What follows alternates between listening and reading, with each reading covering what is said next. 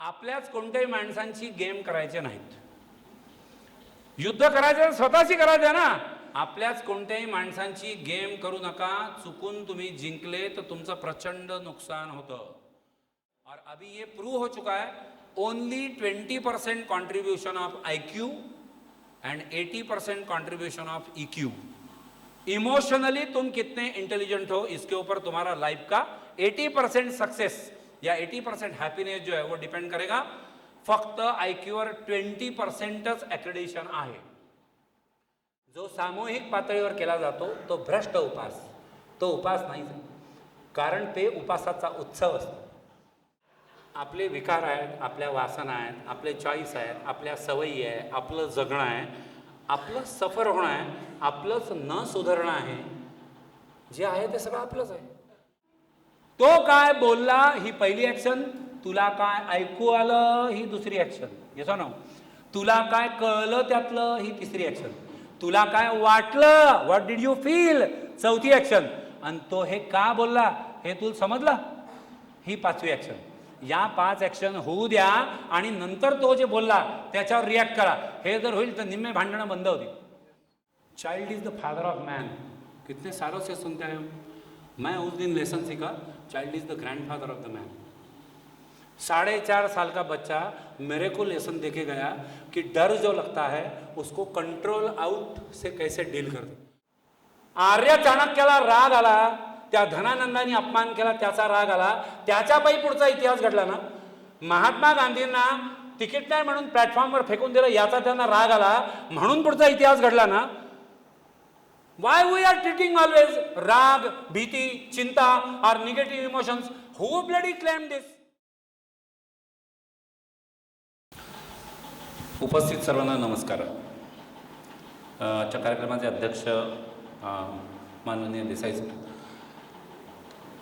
Doctor Satyajit आणि शिक्षणाधिकारी म्हणून रिटायर्ड झालेले मानकर साहेब, या स्टेजवरच्या सर्व माननीय व्यक्ती, महाराष्ट्र नवनिर्माण सेनेचे सगळे पदाधिकारी. मी 2007 साली पहिल्यांदा मनसेचा पहिला प्रोग्राम जो आहे तो मी ओखॉलला केला होता. आणि त्याच्यानंतर almost all every year that is a tradition कि हर साल कोई ना कोई प्रोग्राम्स हमारे होते रहते. हा प्रोग्राम त्यातला ऑलमोस्ट ऑल लागोपाठ 12 वर्ष तरी चालू. सुरुवातीला जेव्हा हा प्रोग्राम केला होता तेव्हा तो टिपिकल 10वी-12वीचे रिझल्ट लागल्यानंतर केला होता. आणि 10वी-12वीची वर्ष आपल्याकडे असे घेतली जातात की ते रिझल्ट जर कोणाचे बोंबलले, माझी भाषा अशीच आहे, जे नवीन आलेले व्याख्यानांना त्यांना थोडीशी सवय करायला लागेल. तुम्ही नुकतंच बाबूजी देशमुख व्याख्यानमालेतून आले असाल, त्याच्यामुळे तिकडच्या विद्वानांची माझी तुलना करू नका. I am very ordinary person. तर 10वी-12वीचे कोणाचे रिझल्ट जर बोंबलले तर आयुष्य सगळं संपलं या अँगलनी घेतलं जायचं कोणी एकेकाळी. मे सम 20 इयर्स बॅक और 15 इयर्स बॅक. आता लोक बरेच सुधारले असं मला वाटतं, कारण फक्त शैक्षणिक रिझल्टवर किंवा शैक्षणिक गुणपत्रिकेवरच काही नाही हे बऱ्याच अंशी बऱ्याच लोकांना पटायला लागलं. तर नापासांची पहिली शाळा भरली ती या अँगलनी भरली होती की शालेय शिक्षणातलं नापास होणं हे काही तेवढं मायने नाही ठेवत. आणि मग दरवर्षी नापासांची शाळा भरवायची तर आम्ही वेगवेगळे नापास धरत गेलो. मग कधी कॉम्पिटेटिव्ह एक्झाम्समधले नापास जे ते धरले, कधी बँकिंगवाले नापास ते धरले. मग ते झालं की शेवटी बिझनेस करण्याचा प्रयत्न कोणी केला तर मराठी तरुण व्यापारात मागे का, म्हणजे नापास खूप भेटतात त्याच्यामुळे ते नापास झाले. आणि सगळे नापास जिथे संपतात तिथे आपण सगळे जिथे नापास असतो त्या नापासांची शाळा अशी अजून 13 वर्ष मी भरवू शकीन. ते सेक्टर म्हणजे नॅचरली रिलेशनशिपमध्ये कोण कोण नापास झाले. रिलेशनशिपमध्ये नापास झाले तर सगळ्यांचे ब्रेकअप झालेले असं नाही, म्हणजे कोणाचे झालेच नाही आहेत असंही नाही. पण रिलेशन झाल्यानंतर म्हणजे लग्न झाल्यानंतर सुद्धा रिलेशनशिपमध्ये आपण सक्सेसफुल आहे हे जर डंके की चोट पे म्हणतो असं जर कोणी चौकात उभं करून सांगितलं कि मैं मेरे रिलेशनशिप के बारे में बिल्कुल 100% सक्सेसफुल आहे तर मी टॉवर चौकात जाहीर मुका घ्यायला तयार झालो. मी त्याचा म्हटलंय याची नोंद तुम्ही घेतली असेल. दिवाळी 2 दिवसांनी सुरू होते. इकडे नापासांच्या शाळेवर मला गांभीर्याने पण बोललं पाहिजे आणि तिकडे दिवाळीचा माहोल आहे तर काही फटाके जे आहेत तेही मला फोडले पाहिजे. या दोन्ही गोष्टींचं मला भान आहे असं मला वाटतं. आणि तुम्ही आलेच आहात आता, तर आता तुम्हाला चॉईस काय तुमच्या दिवाळीची सुरुवात चांगली होईल या अपेक्षेने मी सुरू करतो. एक युद्ध स्वतः विरुद्ध हे टायटल. युद्ध असंख्य असतात. युद्ध काही घोषित असतात, काही अघोषित असतात. काही कारगिलसारखी किंवा लेटेस्ट मागच्या वर्षी जे काय झालं आपलं पाकिस्तानचं किंवा आपल्या प्रिय आणि सख्या मित्राचं, तशी काही संघटित घुसखोरीची पण प्रकरणं असतात, ज्याला डिक्लेअर्ड वॉर म्हणत नाहीत, पण तरी ते असतं युद्धचे माहीत असतं सगळ्यांना. ही सगळी युद्ध जी आहेत ही घोषित असली काय ना अघोषित असली काय, या युद्धामध्ये हानी जी व्हायची ती होते. आणि युद्ध जोपर्यंत टाळली जातील तोपर्यंत चांगलं, असा एक सर्वसामान्य लोकांचा समज आहे. शांततेसाठी जगा आणि शांततेने जगा हा संदेश कितीही लोकांनी दिला तरी ज्यांचा स्वभावच मुळात अशांतता निर्माण करणं हा आहे, हे लोक जोपर्यंत आपल्या किंवा आपल्या भोवतालच्या जगात आहेत तोपर्यंत आपण युद्धासाठी तयार राहिलं पाहिजे. हीच ग्राउंड रिॲलिटी आहे. भारत देश हा महात्मा गांधींचा देश आहे, त्याही पलीकडे जाऊन किंवा त्याही आधी जाऊन भारत देश हा गौतम बुद्ध किंवा भगवान महावीरांचा देश आहे. हे सगळं बरोबर आहे. तरी आपला शेजारी जोपर्यंत पाकिस्तान आहे, दुसऱ्या बाजूला जोपर्यंत मिचमिच आहे म्हणजे चायना आहे, तोपर्यंत शांतता ही सर्वस्वी शक्य नहीं है. तो जंग करनी पड़ेगी, ये तो पक्की बात. चलो बाहर के जंग की बात छोड़ देते, खुद के जंग के ऊपर आते. एक युद्ध माझ्या विरुद्ध असं टायटल नाही आहे, कारण माझ्या विरुद्ध युद्ध करायचं तर मग मला एक्सटर्नल दिसायला लागतं सगळं. यांनी माझ्या विरुद्ध युद्ध केलं, त्यांनी माझ्या विरुद्ध युद्ध केलं, माझा बॉस माझ्या विरुद्ध युद्ध करतो, माझे सगळे कलिग्स माझ्या विरुद्ध युद्ध करतात, मुख्य म्हणजे माझी बायको ती तर परमनंट युद्ध करायला पेटलेली आहे. आजकाल माझे पोरही त्या बायकोच्या पावलावर पाऊल ठेवून माझ्याशी युद्ध करतात. एक युद्ध माझ्या विरुद्ध नहीं है, एक युद्ध स्वतः विरुद्ध है. तो ये जंग कोई और नहीं छेड़ रहा है हमारे खिलाफ, ये जंग हमने ही छेड़ रखा है हमारे खुद के खिलाफ. आता हे ऐकल्यानंतर काही लोकांना प्रश्न पडतो की एवढा कोण येळा झाला की बा स्वतःच विरुद्ध युद्ध करून आला. पण ही फॅक्टच आहे की आपण स्वतः विरुद्धच मोठं युद्ध करत असतो. काही लोक त्या युद्धात शस्त्र टाकून देतात, ते सरेंडर होतात आयुष्याला, मग स्वतःच्या अपयशाला, मग स्वतःच्या मानहानीला, मग स्वतःच्या अपमानाला, मग स्वतःच्या जगण्याला, मग स्वतःच्या मृत्यूला, कारण त्यांना स्वतःविरुद्ध लढता येत नाही. सिस्टीम खूप बदलते आहे आणि सिस्टीम बदलतच असते परमनंट. एकत्र कुटुंब पद्धती ढासळत चालली आहे, म्हणजे ऑलमोस्ट ऑल संपत आली आहे. No one can imagine it now ना. अभी हम ये नहीं सोच सकते की पुन्हा आपण सगळे एकत्र येऊन राहू, है ना. 4 भाऊन त्यांची सगळी कुटुंब वगैरे जी आहे ती एकत्र राहतील. It is next to impossible now. एकत्र कुटुंब पद्धती आता पुन्हा रिइन्स्टेट करणं पॉसिबल नाही आहे. विवाह संस्था जी आहे त्याला हादरे जे बसायचे ते नॅचरली बसतात, डिव्होर्सेसचं प्रमाण वाढतं आहे. एकूण ओव्हरऑल अस्वस्थता किंवा अनसर्टन्टी जी आहे ही टेरिफिक वाढत चालली आहे. आणि ही अस्वस्थता किंवा हे जे काय सगळं वाढत चाललं आहे, अनसर्टन्टी किंवा अनिश्चितता, याच्या मागे सक्सेस मिळणं किंवा न मिळणं हे कारण नाही आहे असं मला वाटतं. 25व्या किंवा 27व्या वर्षी 60,000-70,000 हजार पगार असणारी तरुण मुलं कोणत्या तरी कारणावरून आत्महत्या का करतात? ते अयशस्वी आहेत म्हणून? Absolutely not. They are successful, they are in to the job. त्यांच्या वडिलांना रिटायरमेंटला जेवढा पगार होता तेवढा त्यांना टू स्टार्ट विथ है. अब इतना हाई सैलरीड पर्सन अगर कोई भी वजह से अगर सुसाइड एवढं टोकाचं पाऊल जर उचलू शकतो, तर मला तेच पुन्हा म्हणायचं आहे की बा हे सक्सेस आणि सॅटिस्फॅक्शन या 2 गोष्टींमध्ये कुठेतरी आपण फारकत करतोय. यशस्वी होणं म्हणजे काय, तर नॉर्मल गोष्टी कोणत्या पाहिजे, तर पैसा, पद, प्रतिष्ठा, प्यार, प्रकृती, सगळे प 5. एक हेल्थ, दूसरा वेल्थ, तीसरा रिलेशन, चौथा रिकॉग्निशन, दैट्स ऑल. ये 4 बातें, या 4 बातों के लिए पूरा हमारा संघर्ष लगा रहता है पूरी जिंदगी भर में. आणि मग स्टीफन कॉवे सारखा माणूस एक वाक्य टाकून देतो की these are all the secondary achievements. हे सगळं दुय्यम यश आहे. तुमने पैसा पा लिया, जसं आता देसाई सर म्हणाल ना की पैसा जरुरी आहे जगण्याकरता, पण पैसा हे सर्वस्व नाही. पैसा पाहिजे, चांगलं पद पाहिजे, प्रतिष्ठा पाहिजे, प्रेमाची माणसं पाहिजेत, रिलेशन पाहिजे, रिकॉग्निशन पाहिजे, ॲग्रीड. हे सगळं मिळाल्यानंतर काय होईल? आपण यशस्वी होऊ. यशस्वी झाल्यानंतर आपण आनंदी हो का, याची गॅरंटी नाही आहे. यशस्वी असणारा प्रत्येक माणूस आनंदी किंवा समाधानी असेल का, याची गॅरंटी नाही आहे. कारण हे जे काय सो कॉल्ड यश आहे हे एक्सटर्नल असेल तर तो माणूस आनंदी राहणं शक्य नाही. हे जर इंटरनल असेल तर मग तो नॅचरली आनंदी पण राहील आणि तो यशस्वी पण होईल. एक्सटर्नल आणि इंटरनल म्हणजे काय? माझ्या घरच्यांनी मला प्रेशराईज केलं फॉर एक्झाम्पल की तुला डॉक्टरच व्हायचं आहे, कारण माझे वडील डॉक्टर होते.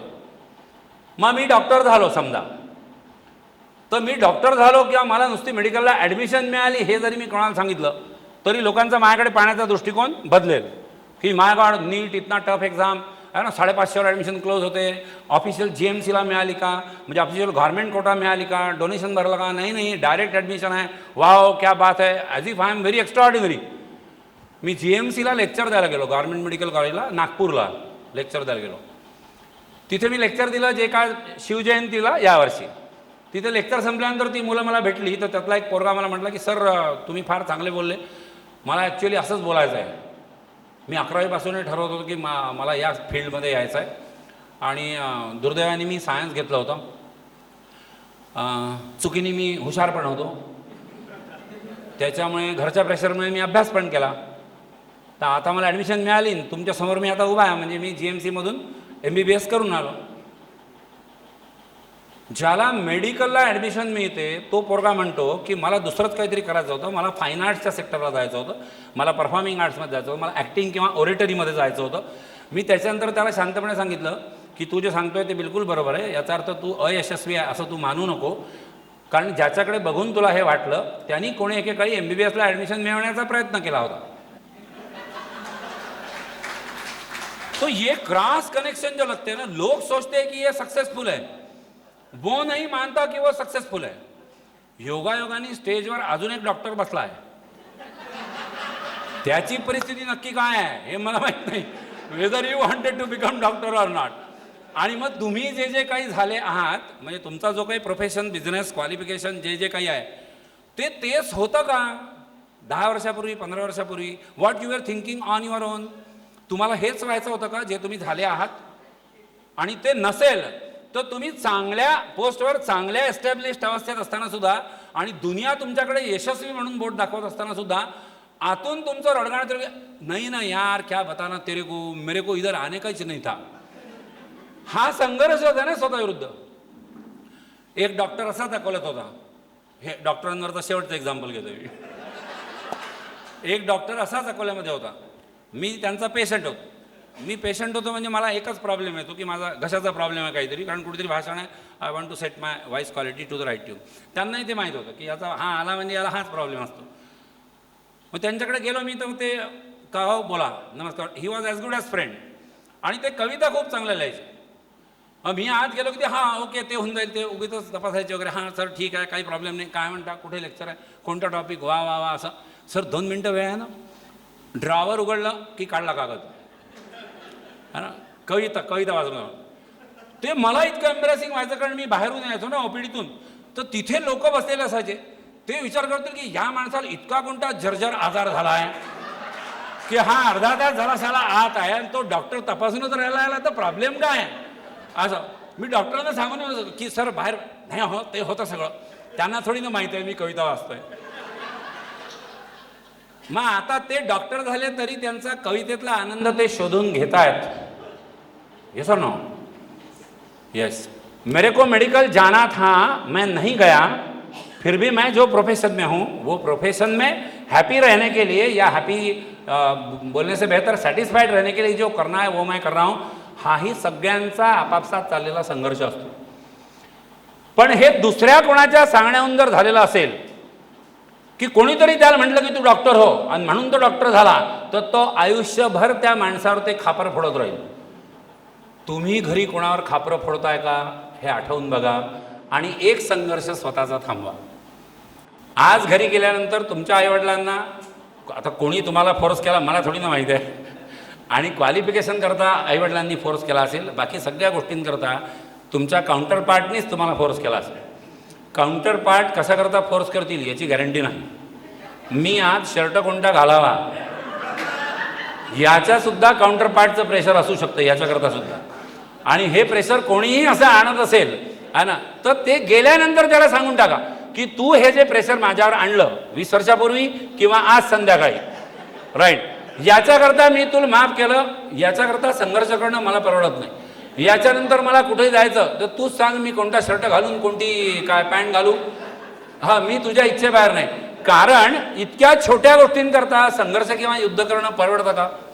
आपण युद्ध म्हटलं की नाही, युद्धाला लागून एक शब्द येतो, कोणता माहिती आहे? तह.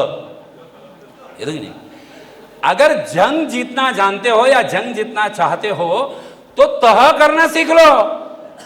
आणि तह म्हणजे ऍडजस्टमेंट, तह म्हणजे टेम्पररी ऍडजस्टमेंट, तह म्हणजे शरणागती नाही. लक्षात येतं ना? हां, तह म्हणजे टेम्पररी ऍडजस्टमेंट, तह म्हणजे शरणागती नाही. मला 2, 3, 4, 5, 6 टार्गेट आहेत, सगळे मी एका वेळेला डील नाही करू शकणार आहे ना. अरे जी युद्ध खरीच चालली त्यांचं एक्झाम्पल घ्या, म्हणजे फडकन समजतं. विजापूरवाल्यांना लंब करायचं आहे, विजापूरवाले म्हणजे अफजल खान अँड कंपनी, म्हणून मुघलांची तात्पुरता कंसात तात्पुरता तह करा, ही शिवाजी महाराजांची भूमिका होती की नाही? बरोबर की? मग आता शिवाजी महाराजांनी मुघलांची तह केला कारण विजापूर संपवायचा आहे. या तर फिर अभी मुघलों को डर गए क्या, असं शिवाजी महाराजांना कोणी विचारलं असतं का? आणि विचारलं असतं तर शिवाजी महाराजांनी त्याचं काय केलं असतं? बरोबर. तर तह करणं हा पराभवाचा नाहीच आहे. जो शहाणा माणूस आहे, जो एक युद्ध जिंकायचं आहे हे ठरवून बसलेला आहे, तो तात्पुरते असे तह करतो. जब तक मेरा एग्जाम खत्म नहीं होता अब तब तक मेरे को जिम के बारे में मत पूछो. हा परफेक्ट तह आहे. बरोबर. मला जिमही करायचं आहे, मला एक्झामही द्यायची आहे, मला म्हणजे या वयात जे असतील त्यांना, मी अजून दोन्ही वयात आहे, मी अजून एक्झामही देतो आहे, मी अजून जिमही करतो आहे. पण टिपिकल यंगस्टर जे आहेत की अभि किती दिवस झाले तुला जिम पैसे भरून ठेवले, तू जातच नाही. अरे हो ना बाई, माय माऊले थांब ना, एक्झाम चालू आहे माझी, तर एक्झाम जोपर्यंत आहे तोपर्यंत जिम बंद. हा तह एक्झॅक्ट तह आहे, बिलकुल ॲग्रीड, सर्टिफाईड. आता उद्या परवापासून दिवाळी सुरू होते बा, जोपर्यंत दिवाळी सुरू आहे तोपर्यंत डायटिंगचं विचारू नका. हा भ्रष्ट तह आहे. हे सर ना, भ्रष्ट तह आहे. अरे दिवाळीतच लोक खातात, कंसात तुलाही खायचं आहे आणि हां, म्हणजे जोपर्यंत एक्झाम सुरू आहे तोपर्यंत अभ्यासाचं विचारू नका, असा तह असू शकतो का? तर असे भ्रष्ट तह जे आहेत ते पण लोक नॅचरली करतात. तर तह म्हणजे काय तुम्हाला कळतं? तात्पुरती माघार. जेव्हा एक्झाम संपेल तेव्हा I will be back to my target of gym, है ना. जेव्हा विजापूर संपेल तेव्हा I will be back to my target of Mughals. युद्ध समजायचे तर युद्धाचे नियम समजून घेणं जरुरी आहे. कोणत्या भूमीवर युद्ध लढायचं हे कळणं जरुरी आहे. युद्धभूमी, रणभूमी, काही युद्ध ड्रॉइंग हॉलमध्ये सुद्धा लढली जातात. हे सांगा, अरे स्वतः विरुद्धची युद्ध आहे तर ती काय पानिपतच्या ग्राउंडवर जाऊन थोडी ना लढणार जावं. काही युद्ध आपली ड्रॉइंग हॉलमध्ये लढली जातात, क्वचित ती किचनमध्येही लढली जातात. बऱ्याच कपलसाठी बेडरूम हे पानिपतची जागा घेणारं ठिकाण असतं. हां, जे काय तलवारी निघायच्या त्या सगळ्या तिथेच निघतात. कारण Panipat is all secluded from the entire India. Panipat बंद झालं एकदा आहे ना, की हां, की बाहेरचे लोक जे आहेत हे सगळे प्रजाजन हे सगळे दूर राहिले आणि आज घमासान युद्ध चालू आहे. युद्धभूमी तुम्ही ठरवायची, युद्धातली शस्त्र कोणती हे तुम्ही ठरवायची, युद्धाची पॉलिसी ही तुम्ही ठरवायची, मुळात अशी युद्ध करायची की नाही हे पण तुम्ही ठरवायचं. ज्याला स्वतः विरुद्ध युद्ध करायचं असतं तो इतर कोणाशीही युद्ध करत नाही. कोणालाही वादात जिंकत बसू नका, कोणालाही वादात जिंकत बसू नका. कारण वादात जिंकल्याने काहीही प्राप्त होत नाही, त्याच्यापेक्षा कामात जिंकणं हे महत्त्वाचं असतं. आपण कोणाशी वाद घातला आणि जिंकलो तर त्याचा इगो हर्ट होण्याची शक्यता असते की मैं इसके सामने बात नहीं कर पाया. आणि इगो हर्ट झालेला माणूस अत्यंत खतरनाक असतो. कुछ भी करना मगर मेरा, हां, इगो हर्ट मत करना. पिक्चरवाल्यांनी थोडी ना उचललं फालतू वाक्य ते, बरोबर की. त्याच्यामुळे वादात जिंकायचं नाही. जसं कोणाशी वाद करायचा नाही तसं दुसरी गोष्ट, आपल्याच कोणत्याही माणसांची गेम करायचे नाहीत. युद्ध करायचं स्वतःशी करायचं ना. आपल्याच कोणत्याही माणसांची गेम करू नका. चुकून तुम्ही जिंकले तर तुमचं प्रचंड नुकसान होतं. कारण त्या क्षणाला त्या वेळेला ते भान आपल्याला राहत नाही की आपण कोणाशी युद्ध करतोय किंवा कोणाशी पंगे घेतोय. आणि चुकून आपण जिंकलो तर आपण एका चांगल्या आपुलकीच्या आस्थेच्या माणसाला परमनंट मुकलेलो असतो. बहुत बोलबाला चला 1980% IQ का इंटेलिजन्स क्वोशंट. IQ कुठे जायचं तर IQ टेस्ट, इंजिनिअरिंगला जायचं तरी CET, मेडिकलला जायचं दुसरी CET, BEdला जायचं CET, सगळीकडे CET. आता 11वीची CET निघाल, काही दिवसांनी नर्सरी किंवा KG1ची पण CET निघणार आहे असं ऐकतोय मी. शैक्षणिक धोरणाचं काही खरं नाही. समजा सगळ्या सीईट्या याच्यात सगळं काय IQ. आणि मग 1980 नंतर एक सायकोमेट्रिस्ट किंवा सायकॉलॉजिस्ट जो आहे त्यांनी हे शोधून काढलं की IQचा आणि तुमच्या आयुष्यातल्या यशस्वी होण्याचा किंवा समाधानी आणि आनंदी होण्याचा दूरदूरपर्यंत काही संबंध नाही. त्या सायकोमेट्रिस्टनी काय सांगितलं हे चुल्यात जाऊ द्या 2 मिनटं, कारण त्याचं नाव मलाही आठवत नाही आहे. नाव मला आठवलं, मी तुम्हाला सांगितलं तर तुम्ही काय कराल त्याचं. समजा उदाहरणार्थ माझं काय म्हणणं आहे की आपण चेक करून बघू आपल्या उदाहरणांवरून की IQचा आणि यशस्वी होण्याचा संबंध आहे का. इंटेलिजन्सचे खूप सारे टाईप आहेत. एक लॉजिकल इंटेलिजन्स आहे, म्हणजे तर्कदृष्ट्या तुम्ही किती चांगला विचार करता. दुसरा लिंग्विस्टिक इंटेलिजन्स आहे, म्हणजे भाषा तुम्ही किती चांगली शिकू शकता. तिसरा न्यूमरिकल इंटेलिजन्स आहे, ज्याला सगळं समाज म्हणतो की हा हुशार आहे कारण याचं गणित चांगलं आहे, आणि ज्याचं गणित बोगस आहे तो बोगस 1 नंबर आहे ना. So numerical intelligence the only popular intelligence. Physical intelligence हा पण इंटेलिजन्स आहे. तुम्ही कोणत्या अँगलने घेताय मला माहीत नाही, मी गेम्स अँड स्पोर्ट्सची गोष्ट करतोय. Physical intelligence. काही लोक मागे गाडीवर जरी बसले ना डबल सीट आपल्या, तरी सिलेंडर बांधल्यासारखं वाटतं. अरे तुम्ही गॅसचं सिलेंडर भरलेलं जर मागे बांधलं तुमच्या स्कूटी किंवा टुटीवर आहे ना, आणि तुम्ही चालले तर गाडी पलटली की ते कसं इम्बॅलन्सिंग करतं माहिती आहे की नाही. काही लोक हे सिलेंडरसारखेच बसलेले असतात मागे, कारण त्यांना फिजिकल इंटेलिजन्सच नसतो की समोर रस्ता पलटला आता आपण आपली बॉडी काहीतरी बॅलन्स कर. तुमचा सगळ्यांचा अनुभव असेल हा फिजिकल इंटेलिजन्स हा पण एक प्रकार आहे. याच्यामध्ये अजून 3 इंटेलिजन्स आहे. एक आहे म्युझिकल इंटेलिजन्स, एक आहे लिटररी इंटेलिजन्स, आणि तिसरा मी आता सांगितला फिजिकल इंटेलिजन्स. ये 3 टाइप ही अलग है. पहले जो बोले मैंने लॉजिकल, न्यूमेरिकल, लिंग्विस्टिक हे टाइप वेगळे आहेत. हे टिपिकल IQचे टाइप आहेत.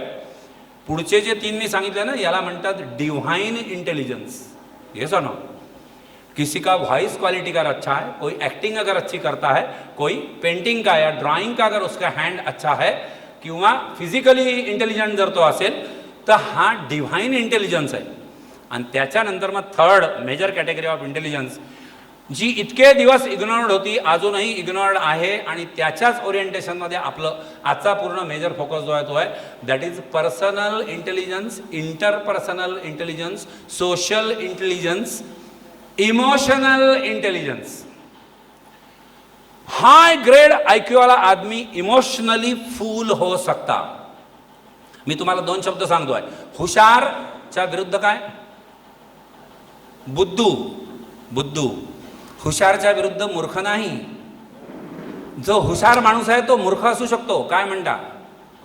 पटतंय की नाही? जो हुशार माणूस आहे तो मूर्ख असू शकतो, आणि जो बुद्धू माणूस आहे तो शहाणा असू शकतो. Yes or no? Wisdom is different than intelligence. बऱ्याच ठिकाणी आपल्या इथे असं असतं, माझ्या घरातही तसं आहे असं मला वाटतं, प्रामाणिकपणे कबूल करून टाकायला हरकत नाही. माझं इंटेलिजन्स जास्त असेल आहे, मी माझ्या बायकोची तुलना करतोय.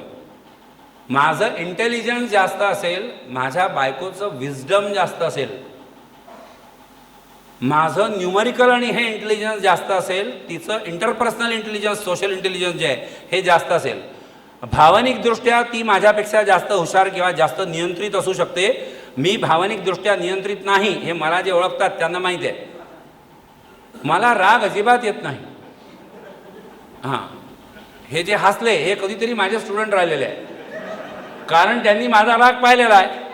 मग आता मी इंटेलिजंट आहे सो कॉल्ड, म्हणजे कसा इंटेलिजंट आहे, आणि मग माझी बायको इंटेलिजंट आहे म्हणजे कशी इंटेलिजंट, याच्यामधला हा फरक आहे. और अभी ये प्रूव हो चुका है, only 20% contribution of IQ end 80% contribution of EQ. Emotionally तुम कितने इंटेलिजेंट हो इसके ऊपर तुम्हारा लाइफ का 80% सक्सेस या 80% हैप्पीनेस जो है वो डिपेंड करेगा. फक्त IQ वर 20%च ॲक्रेडिशन आहे. MA मराठी साहित्य केलं म्हणून कोणी कविता लिहू शकेल का? बरोबर. BPEd किंवा MPEd केलं, फर्स्ट क्लासमध्ये मेरिट आला विद्यापीठात, म्हणून तो तेंडुलकर बनू शकेल का? बरोबर. ड्रॅमॅटिस्टचा किंवा ऍक्टिंगचा कोणता कोर्स केला म्हणून तो नवाजुद्दीन सिद्दीकी बनू शकेल का? तो क्वालिफिकेशन का या IQ का और किसी फील्ड में सक्सेसफुल होने का मेरे ख्याल से दूर दूर तक ताल्लुक नहीं है. एक फार मोठ्या माणसाचं एक्झाम्पल सांगतो. मार्कलिस्ट मला तोंडपाठ आहे. हा, English 56 out of 100, philosophy 45 out of 100, psychology मानसशास्त्र 34 out of 100, logic 17 out of 50. Me mark list कोणाची सांगतोय? Total 267 out of 500 me mark list सांगतोय स्वामी विवेकानंदांची. अब और इससे बड़ा क्या तुमको प्रूफ चाहिए की मार्कांचा आणि आयुष्यात यशस्वी होण्याचा दूरदूरपर्यंत काहीही संबंध नसतो. 56 मार्क इंग्लिशमध्ये मिळाल्यानंतरही ते शिकागोला जाऊन शांतपणे बोलू शकले. ते धर्मपरिषदेत बोलू शकले इंटरनॅशनल लेवलला. Yes no. 45 मार्क फिलॉसॉफीमध्ये असूनही हिंदू तत्त्वज्ञान त्यांनी ज्या पद्धतीने मांडलं त्या पद्धतीने नंतर किंवा आधी फार कमी लोक मांडू शकले किंवा ऑलमोस्ट कोणी मांडू शकलं नाही. विवेकानंदांना 56 मार्क होते इंग्लिशमध्ये. हे ऐकल्यानंतर असंख्य तरुणांना आनंदाची कारंजी फुटतात. त्यांना मी दुसरं वाक्य सांगू इच्छितो की विवेकानंदांना इंग्रजीमध्ये 56 मार्क होते. याचा अर्थ इंग्रजीत 56 मार्क ज्यांना आहेत ते सगळे विवेकानंद होत नाहीत. इमोशनल इंटेलिजन्स शाबूत ठेवा. पण सांगायचं तात्पर्य आहे की फक्त शालेय किंवा कोणते महाविद्यालयीन याच्यातली तुमची मार्कलिस्ट जी आहे, it is never useful end it is never a full proof of your success end happiness in the life. तो फिर ये सक्सेस तो मिलेगा तो ठीक है यार कि मेरे को डॉक्टर बनना था, मैं डॉक्टर बन गया, I am so called successful, people treat me successful. लोक म्हणतात की वाह वाह बहुत बड़े डॉक्टर बन गया, बहुत बड़े इंजिनियर बन गए, फलाना बन गए, ढिमका बन गए. लोकांच्या दृष्टीने मी सक्सेसफुल आहे. माझं मला आत काय जळत आहे ना, हे नॅचरली माझं मलाच कळतंय. मग हे जळतं तर ते कुठं जळतं? ते जळतं ते फार वेगळ्या ठिकाणी जळतं आणि त्याच्यावर फार कमी लोकांनी आपण आजपर्यंत विचार केलेला आहे. हे जळतं सगळं इमोशन्समध्ये.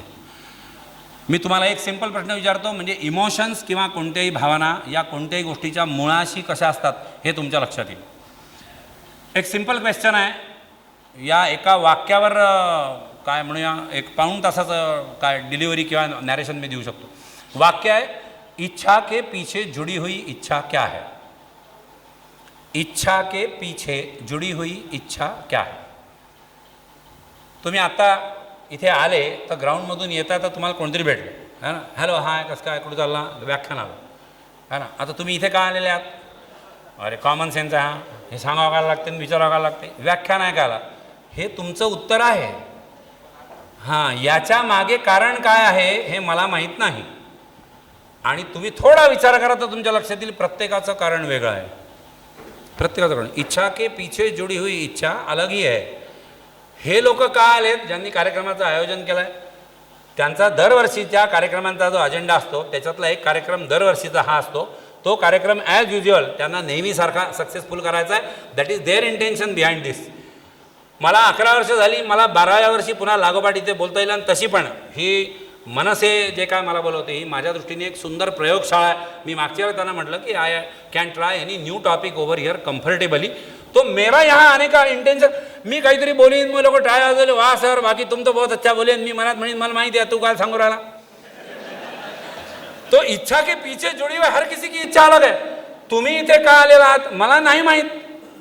आज काहीच काम नव्हतं, फिर क्या करते, असा रिकामा माणूस आहे, क्या करते, कुछ तो नहीं है आज काम, चलते क्या फिर मैं जा रहा चलो. बरोबर, असाही कोणीतरी आला असेल.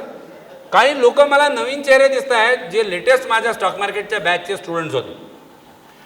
आता त्यांची बॅच शॉर्ट कॉलवर असते, म्हणजे काय 2.5-3 महिन्याची बॅच असते. त्याच्यानंतर त्यांचा माझा संपर्क तुटला.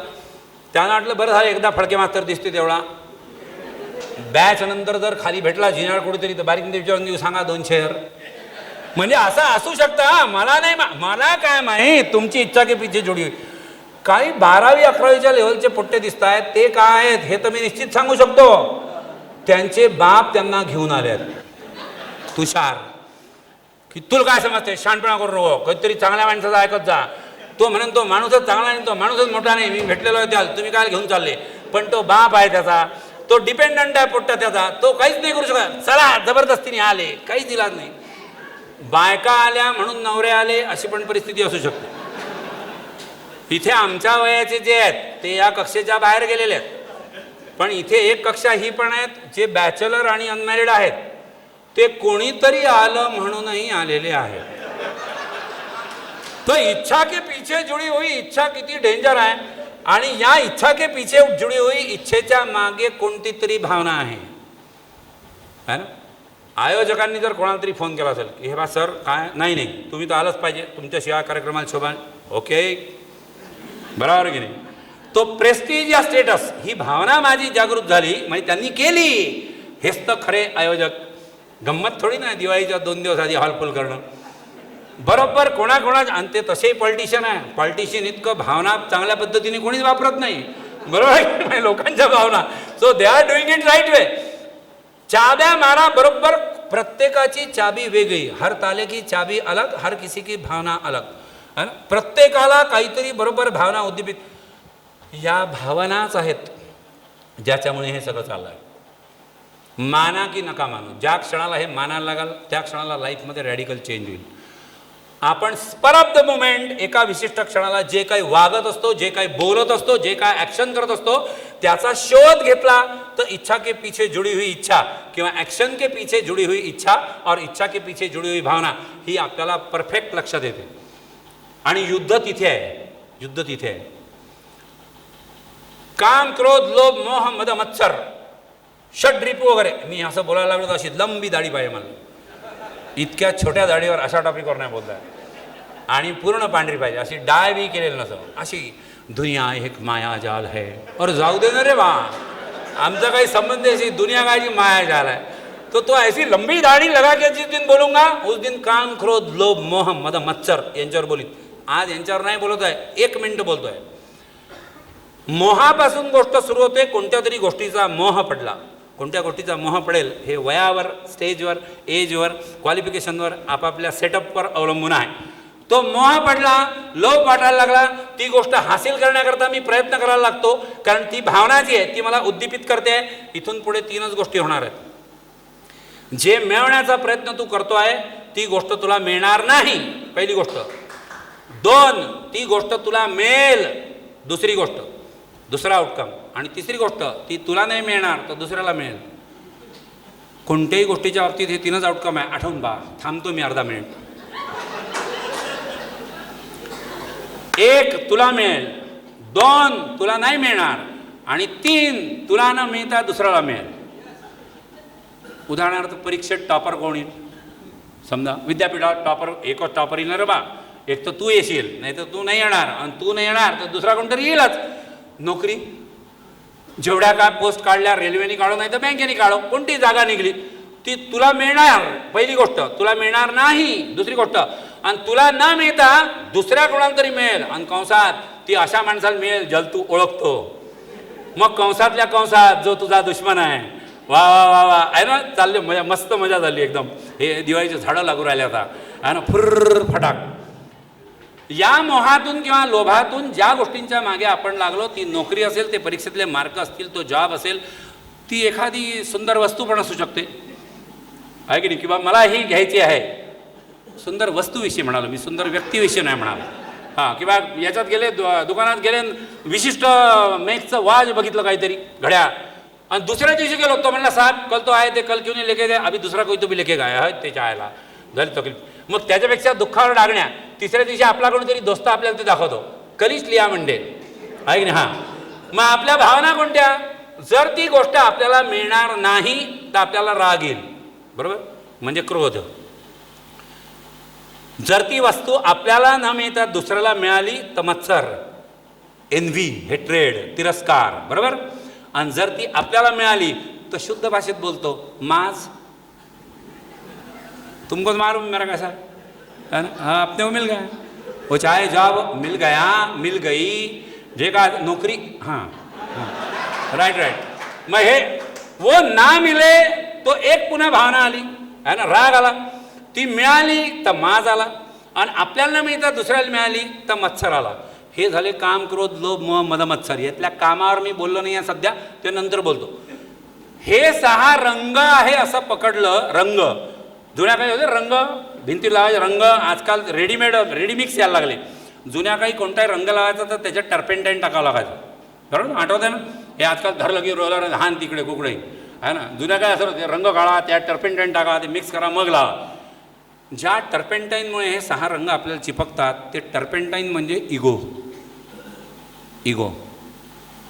और दुनिया में ऐसा आदमी नहीं जिसको ईगो नहीं. मी माझा, मला, माझ्याशी, माझ्याशिवाय, माझ्यापेक्षा. विभक्ती प्रत्यय. मराठी व्याकरण काढलं बघ. मी असा आहे तुम्हाला तर माहीत आहे, मला चालतच नाही असं. मी परवा असं केलं, मी त्याला सांगितलं की बिलकुल बरोबर नाही. माझ्यापेक्षा कोण श्रेष्ठ आहे? जे आहे ते सगळं माझंच आहे, विचारही माझे आहेत. कंसात दुसरे चोरले मी, पण सध्या माझेच आहे ना.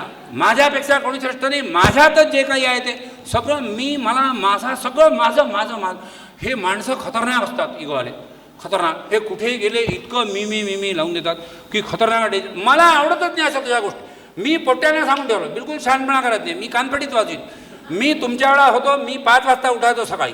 हे मला बिलकुल चालणार नाही. 8 वाजेपर्यंत तुम्ही घोड्यासारखे गद्यासारखे लोळत पडता. ऐकले ना छोटे पोरं जे आहेत त्यांनी ऐकले ना घरी आख्या ही बरं. अरे छोटे पोरं सोडा बावल्या, आपणही ऐकले ना. अरे काय कमाल आहे, हमने भी कभी ना कभी सुने नाही आहे, बरोबर आहे की नाही. मला असं पडत नाही. मला वेळ वाया घालवणं बिलकुल आवडत नाही सर. मी ऑफिसमधून आलो लगेच बायकोला म्हणतो चहा टाक. बायको जाते कुठं? बायकोल तू म्हणशील ते ऐकणं भाग आहे. तिची गाठ पडली तू याची. तिने आजकाल वडाला जाणं सोडलं. वटसावित्री तिने चक्रा मारणं सोडलं की 7 जन्म पुरे झाला बाबा, 7 जन्म कधी माराय धंदे आहे. ती काची पडली तुला. मी सांगितलं बायकोला पोहे कर, चहा कर. लगेच चहा खाल्ला, चहा प्यायला, पोहे खाल्ले, लगेच निघलो मी. मला आवडतच नाही रिकाम बसणं. लगेच पिशवी घेतली, दळण टाकून आलो. लगेच दळण घेऊन आलो. दळण तू दळलं का बावल्या? दळण चक्कीवाल्यानं दळलं. ते डब्बा धरायला तू तुझा परमनंट हमाल म्हणजे तुझा पोरगा आहे त्याला टाकून घेऊन गेला. इतके होपलेस लोक आहे की त्याच्या पलीकडे जाऊन थोडासा वेळ उरला होता, मी लगेच कटिंग करून आलो. कटिंग तू त्याची केली का त्याने तुझी केली? जगात जे चाललंय ते मी सगळं करतोय. हा काय इगो प्रकार आहे? इतका खतरनाक आहे. हा पहिला माणूस आहे, याला नाव देऊ ए. हा ए, मी माझं, मला, असं कसं काय. हा ए. या एला भेटला बी, या एला भेटला बी. बीला त्या एने सगळं ऐकवलं. तुम्हाला तर माहिती आहे माझं कसं आहे. मला अजिबात, अरे तो बी पागल झाला. तो बी आला माझ्याकडे किंवा सीकडे. तो सीला सांगायला लागला की अरे बा आत्ता तो ए भेटला चौकावर. मी चाललो होतो व्याख्यानाला. त्याला म्हणलं चलतो का? तर ते राहिलं दूर. तो त्याचीच पुंगी वाजत बसला. मी माझं कसं, मला अजिबात वेळ नाही, परवापासून दिवाळीची सुट्टी आहे, मला अमकं करायचं आहे, ढमकं करायचं आहे. इतका पिळला त्यांनी. त्याचं प्रमोशन झालं तेही सांगितलं त्यांनी. त्यांनी गाडी घेतली तेही सांगितलं त्यांनी. अरे पागल आहे माणूस हा ए. तो बी सांगत होता त्या सीला, इतका पागल आहे. अरे किती स्वतःचं सांगायचं, माझं पोरगं, माझं कसं, माझी बायको, माझी गाडी, माझं ऑफिस, माझं प्रमोशन. आता मी परवा गाडी घेतली नवीन 9 लाखाची. सांगितलं कोणाला? माझ्या पोराचा IIT नंबर लागला, बोललो तुला मी. मला प्रमोशन मिळालं. माझ्या बरोबरचे 3 लोक मागे टाकून मला प्रमोशन भेटलं. सांगितलं मी कधी कोणाला? माझं असं आहे ना, मला आवडतच नाही स्वतःविषयी बोलणं. हे सगळं आज तुम्हाला सांगणं फार गरजेचं होतं. कारण मी हे कधीच ओळखलं होतं की याची तुम्हाला गरज आहे. तुम्ही मी करायला लागाल तर यापासून तुम्हाला वाचवलं पाहिजे हे मला सांगणं जरुरी होतं. माझा अहंकार मी कधीच गुंडाळून ठेवला आहे. मी कधीही माझ्या व्याख्यानात आणि भाषणात माझ्याविषयी बोलतच नाही. कारण मी आणि अहंकार हे किती क्षुद्र आहे हे मला कळलं आहे आणि हे तुमच्यापर्यंत पोचावं म्हणूनच मी बोलतो आहे. माझं असं आहे, मी फक्त दुसऱ्याचा फायदा व्हावा म्हणूनच बोलतो. माझा स्वतःचं काही नाही त्याच्यात. तुम्हाला तर माहिती आहे माझं कसं आहे. अभी भी अगर इस हाल में किसी को लगता है कि उसको बिल्कुल ईगो नहीं है तो ताकत से हाथ खड़ा करके बताए. हे सर ना, मी पण हात वरती नाही केलेला, बरोबर. कारण हे टर्पेंटाईनच बेकार आहे. हे ज्याला लागलं ना एकदा, खतरनाक माणूस आहे तो. या टर्पेंटाईनला पाहून ते काम, क्रोध, लोभ, मोह, मद, मत्सर ते शोधत येतात याला की याच्याजवळ टर्पेंट आहे ना, चिपका याला, की लागला रंग. अजूनही समोर गेलो तर या काम करू, हे तर विकार आहेत ना यार. मी सांगितलं की त्याला लंबी दाढी पाहिजे, ते पुढच्या वर्षीच्या व्याख्यानाकरता ठेवू.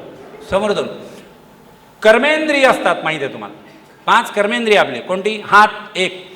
मी हात असा उगीतच केला, स्वभाव असतो एकेकाचा. आणि हात 1, पाय 2, थोबाड 3. बोलणं हे म्हणजे तोंड हे पण कर्मेंद्रिय आहे ना. हां, तोंड हे 2 कामं करतं.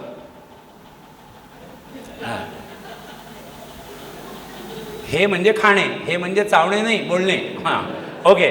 चौथं जे आहे ते रिप्रोडक्टिव्ह सिस्टीम, बरोबर. 5वं जे आहे ते एक्सक्रिटरी सिस्टीम, त्याचा याच्याशी काही संबंध नाही.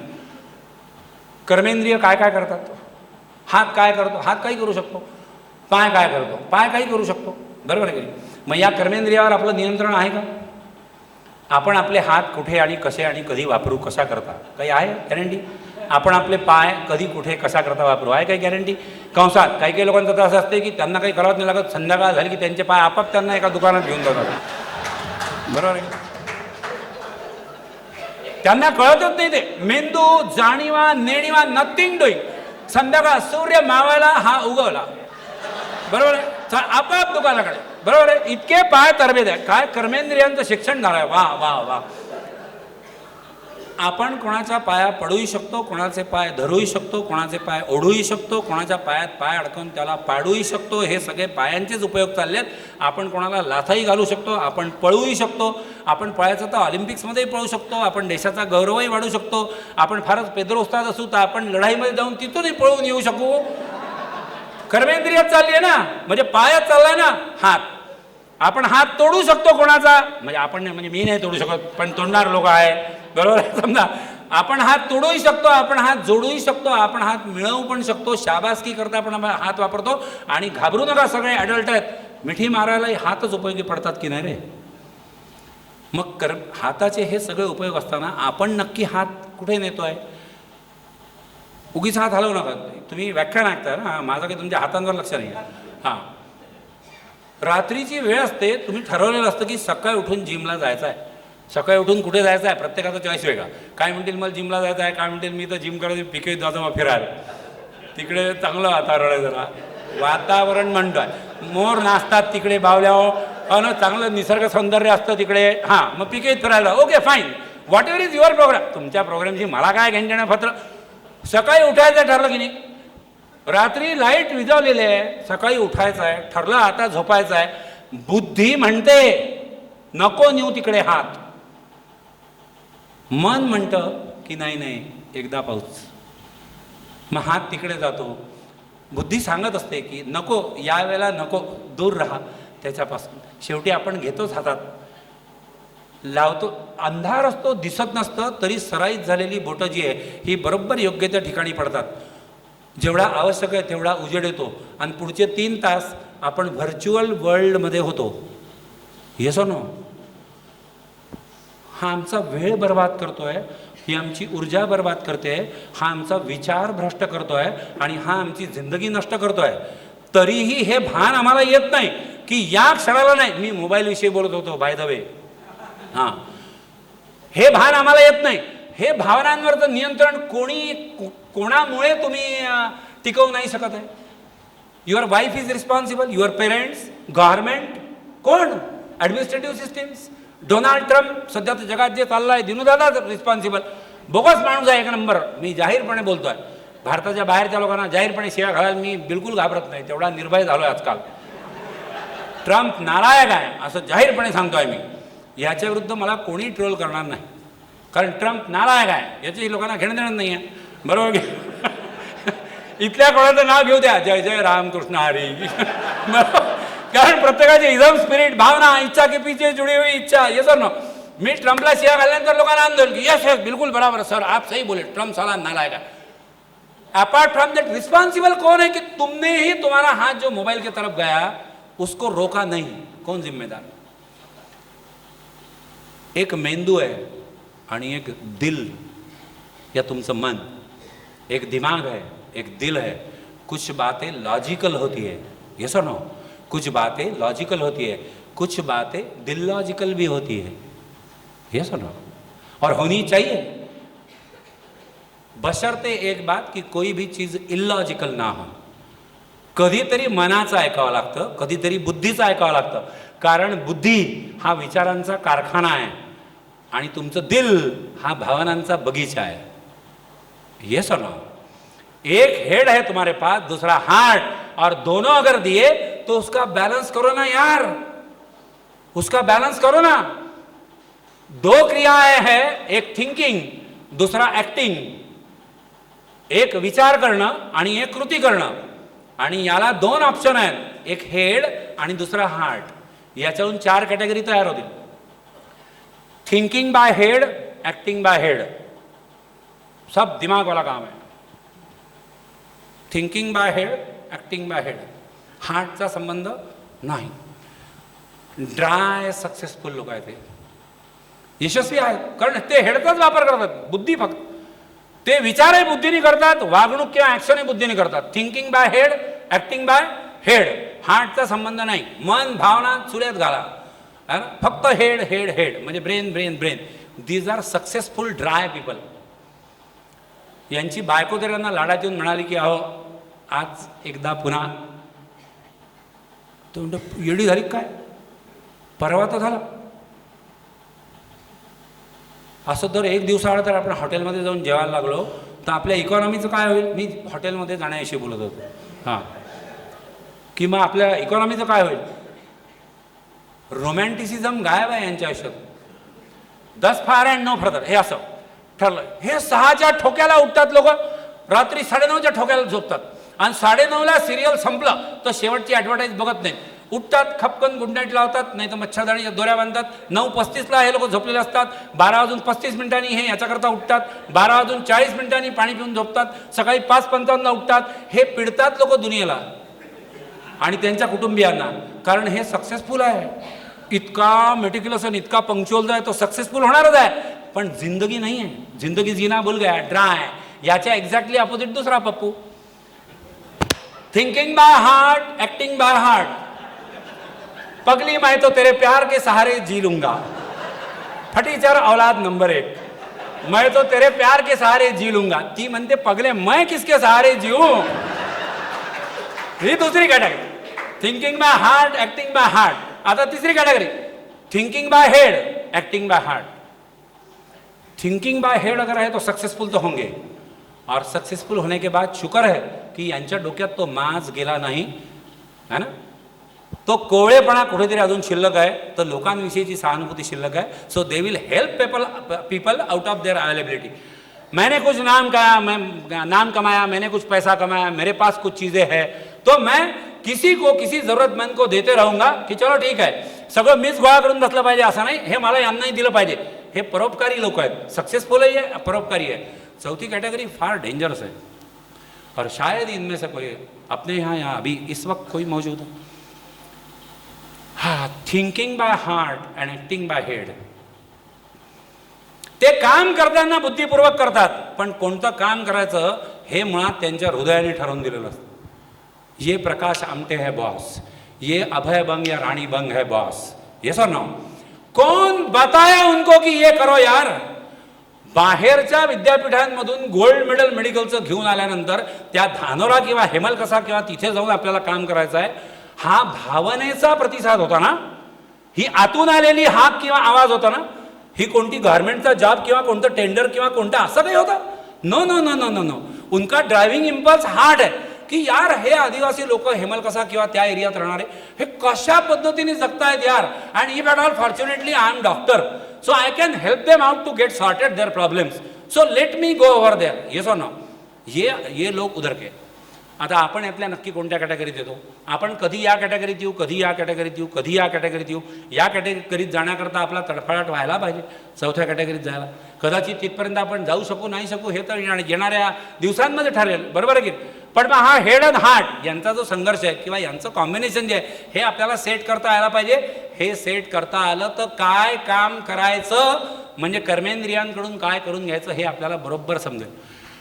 परवा एका बड्डेला गेलो, तिथे त्या अँकरनी विचारलं की पुरुषों से पूछती हो म्हणे, ते माणसांमध्ये फिरली ती अँकर माईक घेऊन, की बायकांच्या सगळ्यात आवडीची चीज कोणती बा, तुम्हाला काय वाटतं. तर तिथे 10 पैकी 6 पुरुषांनी उत्तर दिलं गॉसिपिंग. बायकांना सगळ्यात जास्त प्रिय गोष्ट कोणती? गॉसिप. आता ज्या कोणी गॉसिपिंग करतात किंवा जे कोणी गॉसिपिंग करतात, फक्त बायाच करतात असं माझं म्हणणं नाही, आणि इथे बसलेल्या बाया तर बिलकुल गॉसिपिंग करत नाही हे मला माहीतच आहे. पण ओव्हरऑल जे गॉसिपिंग करतात ते बोलण्याचं काम करतात ना कर्मेंद्रिय. काय तुमचा उद्देश आहे बाबा? ही अशी ती तशी. सगळ्यात महत्वाची गोष्ट गॉसिपिंग विषयी, जो गैरहजर आहे हे नियम पाळायचे आणि नंतर करायचं गॉसिपिंग. जो गैरहजर आहे तिच्याविषयी बोलायचं नाही. ओके, पहिला नियम माता भगिनींनो मंजूर आहे का? जी गैरहजर आहे तिच्याविषयी बोलायचं नाही. दुसरा नियम की हो नाही गैरहजर आहे तर आम्ही तिच्याविषयी कशा बोलू, आम्ही तर आपापसात बोलू राहिलो. ओके. दुसरा नियम, जी गैरहजर आहे तिच्याविषयी वाईट बोलायचं नाही. तुला तर माहिती आहे ती कशी आहे. परवा भजन होतं तिच्याकडे. आता भजनं झाली ना, नवरात्र झालं ना, आता भजनं म्हणजे गॉसिपिंगचा मळा. इतका मळा फुलला आहे की काय सांगू तुम्हाला. आणि माझ्यासारखा जो आर्टिस्ट माणूस आहे तो ठिकठिकाणाहून अशा मॅटर गोळा करून ठेवत असतो है ना, किंवा कुठे कुठे काय काय इतकं भयंकर की अरे ही काय समजते स्वतःला. हो ना, अमकं दिलं म्हणजे काय एवढी मोठी झाली का? अरे तुम्ही भजना करता जमल्यान बाबा. अरे ते भजन गेलं चुल्यात, भक्तीचा लवलेस नाही. आणि इथे जे शक्ती प्रदर्शन चाललं आहे ते तुम्हाला नक्की कुठे घेऊन जाणार आहे? वांद्याचे धंदे आहे ना. तिसरा नियम सांगतो की जी गैरहजर आहे तिच्याविषयी चांगलं बोलून दाखवायचं. हे जर मी कोणत्याही बाईला सांगितलं किंवा 4 बायांमध्ये जाऊन सांगितलं की काकू ताई माई अक्का, हा तिसरा नियम की जी गैरहजर आहे तिच्याशी चांगलं बोलायचं, तर त्या 4 पैकी जिचं घर आहे ती सोडून 3 बाया उठतात. आम्ही चाललो म्हणजे आम्हाला काम आहे. आता कर्मेंद्रियाचा जर हा उपयोग होत असेल यार तर कठीणच आहे ना. कर्मेंद्रियाच्या मागे चला. कर्मेंद्रिय का काम करतात? कारण ज्ञानेंद्रिय जबाबदार आहेत त्याच्याकरता. ज्ञानेंद्रिय म्हणजे एक हे चष्मा नाही, डोळे. हां. दुसरे कान. तिसरं नॅचरली गंध स्मेल. चौथी नॅचरली टेस्ट. हां. 5वं नॅचरली स्पर्श. आपल्याला वाटते की गंध किती फालतू आहे, ह्या स्मेलचा आपल्याशी काही संबंध आहे का? आहे आहे आहे. मोबाईलवर बऱ्याच वेळा हे येतो जाहिरात की शाहरुख खान जो यूज करता है, 5 हिरोईननी स्टेटमेंट दिलं, what do you feel characteristic feature about Shahrukh Khan. तर त्या 5 हिरोईन म्हणल्या ओ नो ही स्मेल्स व्हेरी गुड यार. कपिल शर्माच्या शोमध्ये त्या बोलल्या. तुम्ही माझ्याकडे कशा संशयाने पाहू राहिले? हो, त्या बोलल्या त्याचं काही नाही. ही स्मेल्स व्हेरी गुड यार. मग त्याच्या जाहिराती सुरू झाल्या की why Shahrukh smells good because he uses फलाना अँड ढमका. मी त्या ब्रँडचे नाव घेत नाही, मला काय त्यांची जाहिरात करायची फुकटात. पण हां, उदाहरणार्थ हां काहीतरी बन हिल आणि टुनटुन असे काहीतरी 2 हे आहेत डिओ किंवा स्प्रे, तर ते तो वापरतो म्हणून तो शाहरुख खान आहे हे ज्याला वाटलं तो किती हलका विचार करा. अबे बावल्या, तो शाहरुख खान आहे म्हणून तो ते परफ्यूम वापरतो. त्याची किंमत 5,250 रुपये 50 ml करता असेल. कंसात आपण 52 रुपयाचा घेऊ शकू का हा विचार कर. आणि नाही तर चड्ड्या शर्ट विकून घ्यायचा असेल तर तो घे डन हिल. माझ्या काय बापात जाते. पण पुढचं ऐक की त्यांनी तो वापरला म्हणून इकडून 2 गर्लफ्रेंड आणि तिकडून गर्लफ्रेंड अशा चिपकल्या म्हणून तू तो घेतोय. हा तर फारच बेकार प्रश्न आहे ना रे. म्हणजे आपल्या भावनांवर नियंत्रण नाही आहे. आपणच हे संघर्ष निर्माण करून ठेवतोय. म्हणजे ते घेतलं डन हिल आणि मारलं तर हा रस्त्याने जातो तो त्याच इच्छेने. इकडून 2 येऊ राहिल्या, इकडून 2 काही नाही. काय बेकार आहे मला कळते. इकडून 2 गर्लफ्रेंड आणि तिकडून 2 गर्लफ्रेंड यायला आपल्याजवळ तो डिओ असावा लागत नाही, आपण शाहरुख खान असावं लागतं. त्याच्यापेक्षा वाक्य बदलून म्हणतो, आपण शाहरुख खान असण्यापेक्षा आपण सलमान खान असावं लागतं. बरं हां, कारण शाहरुख खाननी तरी कोणते 2 गर्लफ्रेंड वागवले. मग आपण कोणत्या इंटेन्शननी काय करतोय हे तर बघा. आपल्या भावना कशा उद्दीपित केल्या जातात जाहिराती करून करून, आणि आपण येण्यासारखं ते करतोय. टेस्टवर तर मी तुम्हाला काही सांगण्याची गरज नाही. चव जितके डायटिंगचं काय व्रत अंगीकारून बसले आहेत आहे ना, त्या सर्वांकरता येणारा युद्धाचा प्रसंग म्हणजे चव. तसं मी खाणारच नव्हते, पण काय फारच चांगलं होतं ते. काय जेवतं समोसा. मग समोसा फ्राईड समोसा नेहमीच असतो, मग फ्रोझन मला चालत नाही. फ्राईड समोसा काय very heavy calories, 370 calorie per piece. त्याच्यामुळे मी काय नवीन शोध लावला, तवा समोसा. त्याच्यापेक्षा तिसरा शोध लावला, फ्रोझन समोसा. पण समोसा खाल्ल्याशिवाय मरणार नाही, येतो ना, ते खावं लागतेच. ते उपास करणाऱ्या लोकांनी किती तमाशे केलेत बघा. अरे तुम्हाला उपास करायचा हरामखोरांनो, शब्द मागे घेतो मी समजा, किंवा नाही मागे घेत. उदाहरणार्थ तुम्हाला उपास करायचा आहे, तुम्ही त्याचे मेन्यू कसले बनवताय? सकाळी साबुदाण्याची खिचडी, दुपारी भगर कर, त्याच्यात ती दाण्याची आमटी टाक, मग बटाट्याची भाजी कर, रात्री रताळे कर, आणि गोड तर पाहिजेच काहीतरी. खा कलाकंद, खा श्रीखंड, खा मरा. उपासाची शेव निघली, उपासाचे आलूबोंडे निघले. ऐकतोय असं की काही दिवसांनी उपासाचं चिकनही निघल, की कोंबड्यांना साबुदाणे खाऊ घाला आणि त्या कोंबड्या म्हणजे उपासाचं चिकन म्हणून वापरा. काय फत्र्याचे उपास करू राहिले तुम्ही, मला कळत नाही. आणि मग म्हणता आमच्या आयुष्यातले संघर्ष संपूनच नाही राहिले, जिम्मेदार मी का मनसेवाले? उपासाच्या बाबतीत माझं ठाम मत, जो सामूहिक पातळीवर केला जातो तो भ्रष्ट उपास. जो सामूहिक पातळीवर केला जातो तो भ्रष्ट उपास, तो उपास नाहीच. कारण ते उपासाचा उत्सव असतो. घरात सगळ्यांना उपास आहे. उदाहरणार्थ रामनवमी, महाशिवरात्र, दत्त जयंती, गोकुळाष्टमी, डमके ढुंके काढून घ्या सगळे, आहे ना, नवरात्राचे उपास, सगळ्यांना उपास आहे. इतके दांगडो करतात लोक, काय खायचं काय खायचं. अबे उपास आहे ना बावल्या. हे असे लोक उपास करतील तर तो तुम्ही ओढून घेतलेला. काही काही लोक निश्चय करतात, हे खाणारे तसे आहेत, तसे दुसरे आहेत. हा, जे आहेत त्यांना बरोबर कळलं आहे की नाही. हां, अरे जसे खाणारे आहेत तसे त्याच्याबरोबर. हां, ते निश्चय करतात 31 झाला म्हणते की सोडली. अत्यंत भ्रष्ट माणूस आहे हा. ज्याला दारू किंवा विस्की किंवा व्हॉटेवर अल्कोहोलिझम सोडायचं आहे त्याला 31 हे चॅलेंज आहे. कंसा त्याच्यात दम असेल तर त्यांनी 31ला तसं राहून दाखवायचं सोबत. तसं जर केलं तर मग त्याला सोडायची आहे. नाही बस एवढी 31 झाली की सोडतो, 31 झाली तो भेटते जानेवारी का कसं, बस होळी झाली की सोडतो म्हणते. या 3 संकटांची बाधा ज्यांनी क्रॉस केली त्याला मनोनियंत्रक म्हणून पदवी द्यायला माझी तयारी आहे. एक 31, दुसरं होळी, तिसरी गटारी. हां, मग नेमकं तेव्हाच तुम्हाला सोडण्याची बुद्धी. आजकाल कोलेस्टेरॉल हे फार हे झालं आहे ना. काही काही लोकांचं आता दिवाळी आली, मला वाटते कोलेस्टेरॉल एकदा चेक करून घ्या, लिपिड प्रोफाईल. काही काही लोक म्हणतात आता नाही करू, दिवाळीनंतर करू. कंसात जे व्हायचं ते पहिले होऊन जाऊ दे पाप, बरोबर. ते झाल्यावर मग नंतर चेक करू. म्हणजे नंतर केलं की कसं जे होईल पाहून घ्या आता. बरं, काही काही लोक जे आहेत ते दिवाळीच्या पहिले लिपिड प्रोफाईल करतात.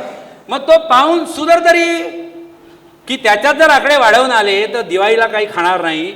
लोक इतक्या ॲडजस्टमेंट करतात कारण लोक स्वतःशी युद्ध करणं विसरून गेले आहेत.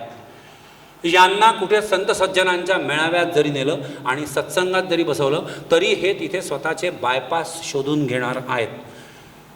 मला माझ्या सवयी सोडता येत नाही म्हणून माझ्या आयुष्यातला संघर्ष संपत नाही, हे जोपर्यंत वाक्य आपल्या डोक्यात येत नाही तोपर्यंत आपण दरवेळेला बाहेरचे आधार शोधत राहणार आहोत आणि कोणावर तरी शिफ्ट द ब्लेम करायला कोणीतरी माणसं किंवा व्यक्ती किंवा घटना या शोधत राहणार आहोत. 2 माणसं असेच यंग, त्यांनी ठरलं की हे बस झाला आता, ऊब गया मैं जिंदगी से, संसार ताप हरणम सर्व व्याधी विनाशनम वगैरे काहीतरी वाचले 2-4 संस्कृत श्लोक. त्यांनी गेले ते एका गुरुकडे. त्या गुरुकडे गेले ते, महाराज दीक्षा द्या. त्यांनी पाहिलं की हे बोगस लोक आहे, काही लंबे चालत नाहीत, म्हणजे फार जास्त वेळ काही शिष्य राहणार नाही, शहाणपणा करण्यापेक्षा दीक्षा देऊन टाका. त्यांनी दीक्षा देऊन टाकली. दुसऱ्या दिवशीपासून दोघं आश्रमात बसले. आश्रमात सकाळी उठले मारे, पहिले नवीन एकदम जोर असते. काही काही लोक असतात ना त्यांना स्टार्टिंग ट्रबल असतो. कोणती गोष्ट करायची तर त्यांच्या भावनांचं केंद्र असं असतं, त्यांना स्टार्टिंग ट्रबल असतो. मग आता गाडीला स्टार्टिंग ट्रबल असतं तर काय करतो आपण, चोक देतो. आता माणसाला थोडी ना चोक देता येतो. माणसाकरता दुसरा उपाय आहे, किक स्टार्ट. हा, बटन दाबून जर गाडी सुरू झाली नाही किक मारा होते, बरोबर आहे की नाही. हां, तसं यांना किक स्टार्ट पाहिजे. आता हे असे गेले तिथे आरंभशूर लोक, या नवीन दीक्षा घेतली, बहुत मजा आला. आश्रम गवतात फुकट होत्या, सगळं आश्रमात फुकटच असते. कोणीतरी पैसे भरतच असतं, पण जे वापरत असतात ते पैसे भरत. बसले, सकाळी उठले, मस्त 3 घंटे बसले, काय जे नाम जप वगैरे जे काय करायचं ते केलं. 3 घंट्यानंतर हे नवीन नवीन जे भूत ओढवून घेतलं त्यांनी, ते अंगभर झालं त्यांना. तो एक जण म्हणते दुसऱ्याला की बेकार काम आहे म्हणते. 3 घंटे झाले म्हणते, भिंतीला टेकून बसलो, साला पाठ इतकी लागून आली आणि ते चालू ठेवा काहीतरी जप बेकार आहे. लय आठवणीवर राहील म्हणते. आपले विकार आहेत, आपल्या वासना आहेत, आपले चॉईस आहेत, आपल्या सवयी आहे, आपलं जगणं आहे, आपलं सफर होणं आहे, आपलंच न सुधारणं आहे. जे आहे ते सगळं आपलंच आहे. तिथे दीक्षा मिळाल्यानंतर 3 घंटे नामजप केल्यानंतरही आठवली ना बिडी. नशीब की एवढं विवेकन भान छापूत होतं की हे बा आता दीक्षा घेतली ना, मग गुरुजींना विचारायचं आपल्या महाराजांना. त्यांनी म्हटल्याशिवाय काही नाही, चालत नाही. ठीक आहे बसलं. एक दिवस फार क्लेशात काढला त्यांनी. रात्री विचारलं गुरुजींना. दुसऱ्या दिवशी आले पुन्हा दोघंही. सकाळी उठले, आंघोळी केल्या, बसले. 3 घंटे झाले. एकाने काढली खिशातून पाकिट, काढली, पेटवली. तो दुसरा पाव आला की रो बा काल काय ठरलं होतं आपलं की गुरुजींना विचारायचं. तर म्हणते हो ना बरोबर आहे. म्हणजे मी विचारलं गुरुजींना. तो दुसरा म्हणे मी विचारलं. मग तुला काय म्हणे? हा म्हणे मला मी विचारलं गुरुजींना. गुरुजी नाही म्हणे. याने तोपर्यंत पेटवली होती. तो अजूनच तडफड करू आला. तो म्हणे मी विचारलं. मला हो म्हणे. असं कसं काय? मग हा त्याला म्हणे की तू काय विचारलं? तो म्हणे मी गुरुजींना विचारलं की गुरुजी जप करत असताना बिडी ओढली चालते का? तो गुरुजी म्हणे नाही. मग हा म्हणे मी विचारलं की बिडी पिताना जप केला चालतो का? म्हणजे हरामी सुधारणार नाहीत, आपल्या सवयी सुधारणार नाहीत. बायपास पाहून घ्या. डॉक्टर प्रिस्क्राईब करतात, डॉक्टर प्रोस्क्राईब करतात. Yes no? डॉक्टर प्रिस्क्राईब करतात म्हणजे फलाने मेडिसिन खा, ढमक्या कॅप्सूल खा, असे इंजेक्शन घ्या, हे प्रिस्क्रिप्शन. डॉक्टर त्याच्याबरोबर हे सांगतात की नाही की काय खाऊ नका, काय पिऊ नका, पथ्य काय पाळा. थोडक्यात आपण सगळे म्हणजे मॅक्झिमम लोक हे त्या कॅटेगरीत येतात की आपण प्रिस्क्रिप्शन फार रिलिजियसली पाळतो, प्रोस्क्रिप्शन कोणीच पाळत नाही. लग्नात गेलं आणि तिथे कधी काजू कतली दिसली, काजू कतली तेही फुकटमध्ये, आणि त्याच्यापेक्षा फुकटमध्ये नसली तर वसुली भाई. अरे तिकडे पाकिट दिलं ना रे बा स्टेजवर, हां मग इकडे वसुली भाई हान. बरं लोक इतके बेकार घ्या ना, हो काही नाही होत ना, मी खाऊ राहिलो, मला शुगर आहे. अरे बावल्या तू गधा आहे तिच्या मायला, मी गधा आहे का? त्याच्या पलीकडे सल्ले पहा लोकांचे. खा ना, अर्धी गोळी शिल्लक खा जा. वा वा. तो डॉक्टरही गेला चुल्यात, ते डायबिटीजची थिअरी गेली गड्ड्यात. अब ये ऐसे अगर कोई जी रहा है तर हा स्वतः विरुद्ध निर्माण केलेला संघर्ष आहे ना. खरं म्हणजे खाण्याच्या बाबतीत इतकं सिंपल आहे. तुम्ही बाहेरून कुठून तरी आले, उन्हाळ्याचे दिवस आहेत, बाहेर आपल्याकडे किती ऊन असतं तुम्हाला सगळं माहिती आहे. एकदम तुम्हाला फील आलं असेल. अरे घरी गेलो, बायकोला काय जेवायला, बायको म्हणली आता उन्हाळा चालू आहे, जरा श्रीखंड केलं बा. है ना श्रीखंड, वा श्रीखंड. तुम्ही पहिला चमचा श्रीखंड खाता, आठवत आहे सगळ्यांना? याला म्हणतात ध्यान धारणा समाधी. है ना. अजून पक्की समाधी लावायची असते तर आंब्याचा रस, फक्त आंब्याचा रस हलकटसारखा असा खाऊ नका. पुण्या मुंबईकडचे लोक खातात ना चमच्यानी, you know very sweet, you know very bogus, you know आंब्याचा रस is like this only, it is better like this. मोठा वाढगा पाहिजे, असा ओठाला लावायला पाहिजे, असे डोळे बंद करायचे असतात बावल्यावर, आणि असा पिला ध्यान धारणा समाधी. आता पुढे एक पहिला घास तुम्ही श्रीखंडाचा खाल्ला, ध्यान धारणा समाधी. नंतर तुम्ही जितके घास खाता ना ते सगळे भरती असते, भरती. शेवटचा जो पुन्हा चमचा खाता की नाही किंवा घास, तो पुन्हा तेवढा आनंद देणार की संपत आलं बरं आता, हे लास्ट आहे, टरंग फिरवून फारून. हां आपल्यासारखे लोक, आपण सगळे मिडल क्लासमध्ये येणार लोक. आपण मिडल क्लास लोक हॉटेलमध्ये गेलो आणि आपल्याला कोल्ड्रिंक किंवा ज्यूस, तुम्ही शेक वगैरे पिता का? तुमच्यापैकी नाही ना कोणी शेक, सुशी, ते काय म्हणतात त्याला, स्मूदी नाही ना, आपण नाही त्यातले. हां समजा तर काही दिला कोल्ड्रिंक पिणारा माणूस मिडल क्लास तो जो शेवटी आवाज काढतो. कशाचा? स्ट्राचा. बरोबर की नाही? फर्र, शेवटचा बुडबुडा ओढला पाहिजे, तो खरा मिडल क्लास, ती खरी संस्कृती. हा माज आहे. एवढा चहा, एवढं कोल्ड्रिंक तसंच करू देणं. I don't like that. Why तू बिल गेट्सच्या खानदानीतला आहे. तू पैसे मोजले हरामखोरा, पूर्ण तर पी, असं माझ्या मनात येतं. कोणी काय करा हा ज्याचा त्याचा विषय. पहिला चमचा आणि शेवटचा चमचा याच्यातच खरं सुख आहे. मधले 98 चमचे नसते खाल्ले तरी चाललं असतं. हे जाणव, त्या 98चा नंबर कमी करू शकू ना, हळूहळू संघर्ष वाढवायचा. तर 98चे 78 करा, 78चे 58 करा, 38 करा, 18 करा, 8 करा. मधला पहिला चमचा खरा, जो असा पूर्ण ध्यान धारणा समाधी, मधले 8 भरती, शेवटचा पुन्हा तुम्हाला माहिती आहे हे ट्रेनिंग लहान मुलांना असतं. तुमच्याच मुलांना असेल कदाचित, कारण त्यांचं आयुष्य नियंत्रित करायला आपण पेरेंट्स, जबाबदार पेरेंट्स म्हणून त्यांच्यावर बसलेलो असतो. Yes no. त्यांना असं वाटीत घेऊन श्रीखंड दिला आपण, तर पहिला घास दिला, मत्ताय की नाही, डोळे फुल मजा, ध्यानधारणा समाधी, आणि ते संपत येतो तेव्हा आपण गोल आया बाप, सगळेच आजकाल बाप जास्त ते चमच्यात असं फिरून फिरून गोल, हे बा आता हे शेवटचं बरं का शंप. Yes no. He agrees to it or not. शंप याला तो ॲग्री करतो की नाही. तो 8 महिन्याचं बाळ असेल तुमचं, 1 वर्षाचं, 1.5 वर्षाचं, ही पोरगी 3 वर्षाची, ऐकतात की नाही आता शंप. ते तिकडे पाहतात, त्यांचं मन काही वेगळं म्हणत असतं आहे ना, त्यांची बुद्धी काही वेगळं म्हणत असते. त्यांची बुद्धी म्हणते की आता जर मी हे मागितलं तर माझ्या आईला ते आवडणार नाही. एवढं तिच्या भावनांवर नियंत्रण आहे यार, आणि आपलं नाही आहे. पहिला सही बॉस, आखरी सही और लाना पडता, हे वाक्यच बोगस आहे. ते श्रीखंडा करताय की कशा करताय हा विषयच गंभीर आहे. पहिला घोट घेतला तुम्ही की जो अंतर, पुन्हा तेच उन्हातून आले, थंडगार मस्त वाळ्याचं सरबत तुम्हाला दिलं. घोट म्हणजे चांगले घोट असू शकतात. पहिला घोट तुम्ही अरे यार आहे ना, आणि तो शेवटचा पहिला घास, पहिला घोट, पहिलं काही पण, याच्यामध्ये जो चार्म आहे तो मधल्या भरतीमध्ये नाही आहे. मग हे जर आपल्याला माहीत आहे तरी त्या मधल्या गोष्टींना आपण आपल्या आयुष्यात इतकं मोठ्या पातळीवर का इन्क्लूड होऊ देतोय. आणि हे आपणच इन्क्लूड होऊ देत आहे निश्चितपणे. आपल्यालाच आपले डोळे काही सांगतात, आपल्यालाच आपले कान काही सांगतात. कोणीतरी काहीतरी बोललं, तू लगेच रिॲक्ट होणं गरजेचं आहे का? नाही ना. तो काय बोलला ही पहिली ॲक्शन, तुला काय ऐकू आलं ही दुसरी ॲक्शन. येस ना. तुला काय कळलं त्यातलं ही तिसरी ॲक्शन. तुला काय वाटलं, व्हॉट डिड यू फील, चौथी ॲक्शन. आणि तो हे का बोलला हे तुला समजलं, ही 5वी ॲक्शन. या 5 ॲक्शन होऊ द्या आणि नंतर तो जे बोलला त्याच्यावर रिॲक्ट करा. हे जर होईल तर निम्मे भांडणं बंद होतील.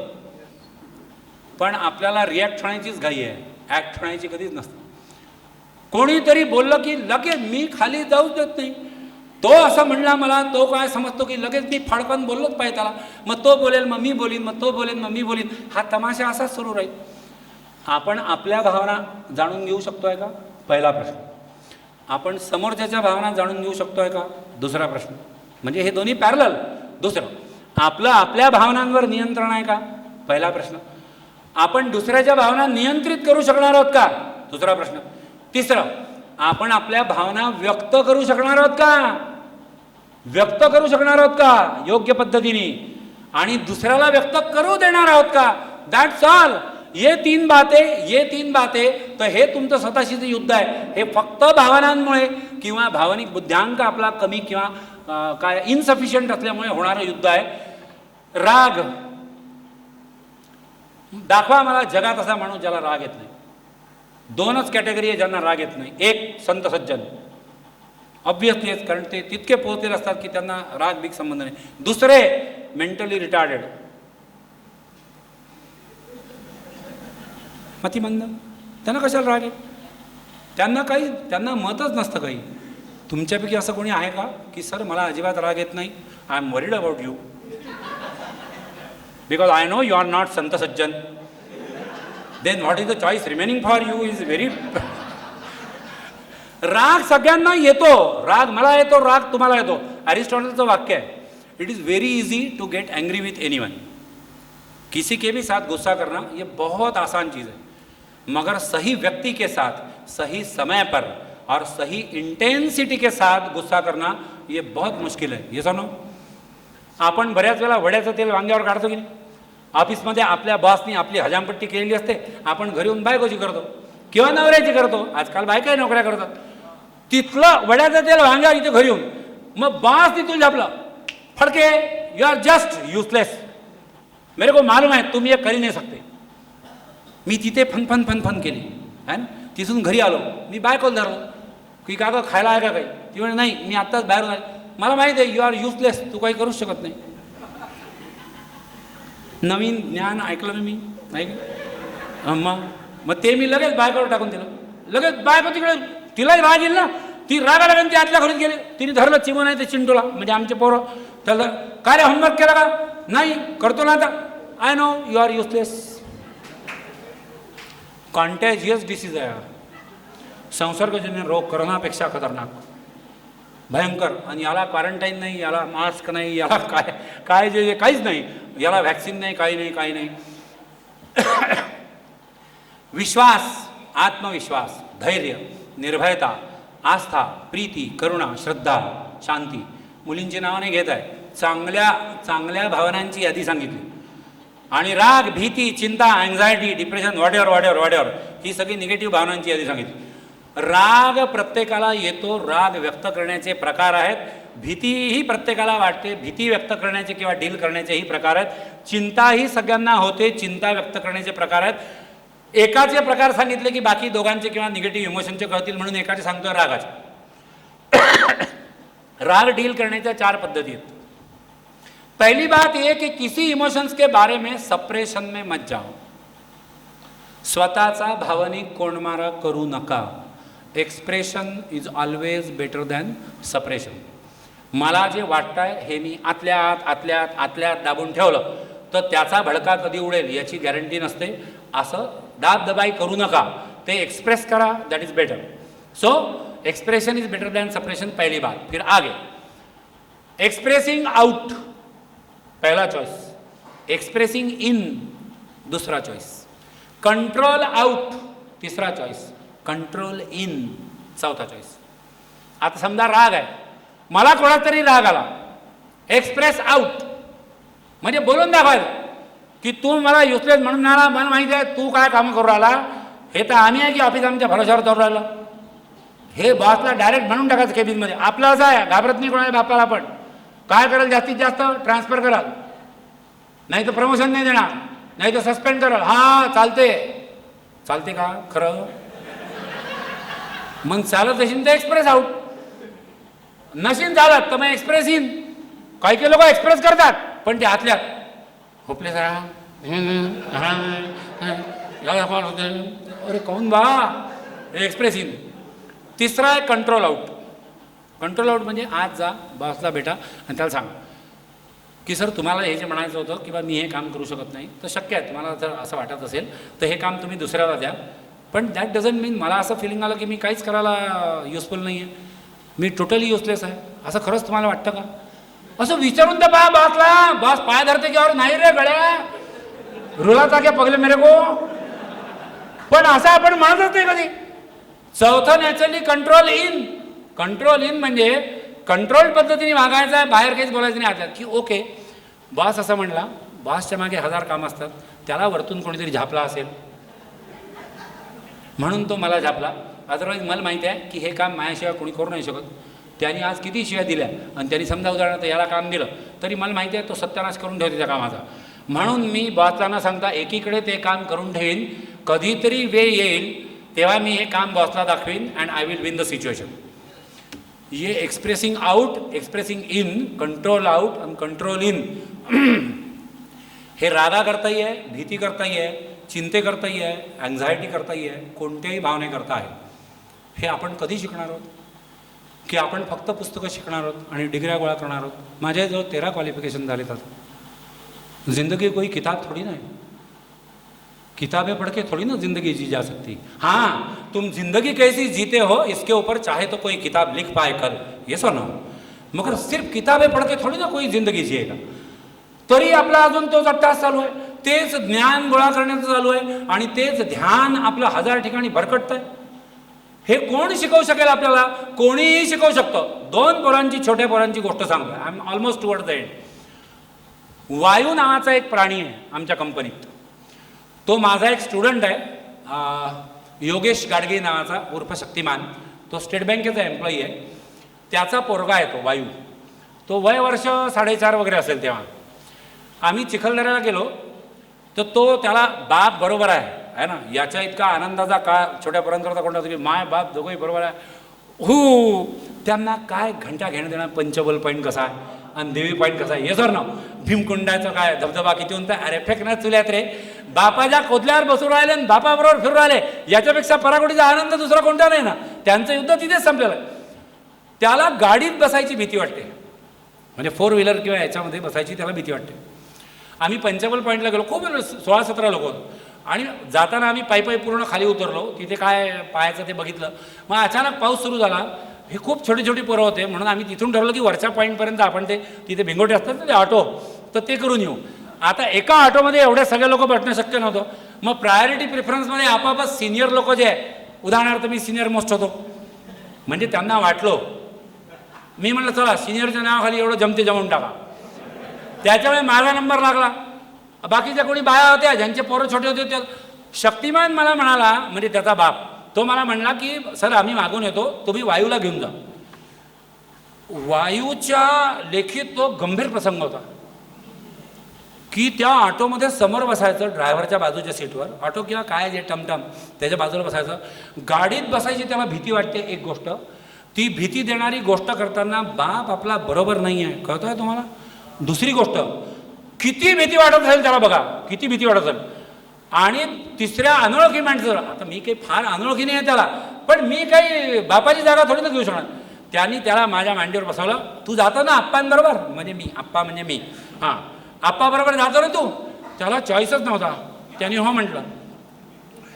त्याच्या चेहऱ्यावर मला कळत होतं की तो इतका ट्रिमेंडस टेन्शनमध्ये, इतकी प्रचंड भीती वाटते त्याला, आणि he just cannot work it out की ये साला हँडल कैसे करणे का. तो ऑटोवाला, टिपिकल ते ऑटोवाले जसे असतात तसं ते त्यांनी एक छापी टाकली काय. तो आला. ऑटोवाले कोणतेच असे भिंगोटे आले सरळ कधीच बसत नाही, कायम त्यांना कुठेतरी एका साईडला काहीतरी झालेलं असतं. असं एक गेटर असं उघडं ठेवून जाते. बरं जागा आहे ना बा तरी असं बदला तो बदला तसा. या वायूने त्याच्याकडे पाहिलं, चलो चलो हवं क्या आणि चलो निघलो. वायू त्याला शांतपणे म्हणाला, बराबर चलाना, धीरे प्लीज, मुझे डर लगता है. Child is the father of man. कितने सालों से सुनते हैं. मैं उस दिन लेसन सीखा, child is the grandfather of the man. 4.5 साल का बच्चा मेरे को लेसन देके गया कि डर जो लगता है उसको कंट्रोल आउट से कैसे डील करते. कि मला भीती वाटते, I have to express and I have to express in a controlled way, not only expressing it out. Expressing it out पोरं करतात माहिती आहे ना आपल्याला. धिंगाणा घातला तर त्यांनी, मन नाही जायचं आप्पांबरोबर, तंगड्या झाडा, हे करा, बोंबलून दाखवा, की झक मारत त्याच्या बापाने काढलं असतं त्याला बाहेर. हे एक एक्झाम्पल. आणि दुसरं एक्झाम्पल सांगतो. या प्राण्याचं वय 3.5 वर्ष आहे. तो नर्सरीला आहे. त्याला 1 to 30 शिकवलं आहे शाळेमध्ये. आत्ता शाळा सुरू झाली. त्याचं नाव आहे वेदू. तो माझ्याकडे तो काम करतो, राहुल. तो जुना माझा स्टुडंट होता.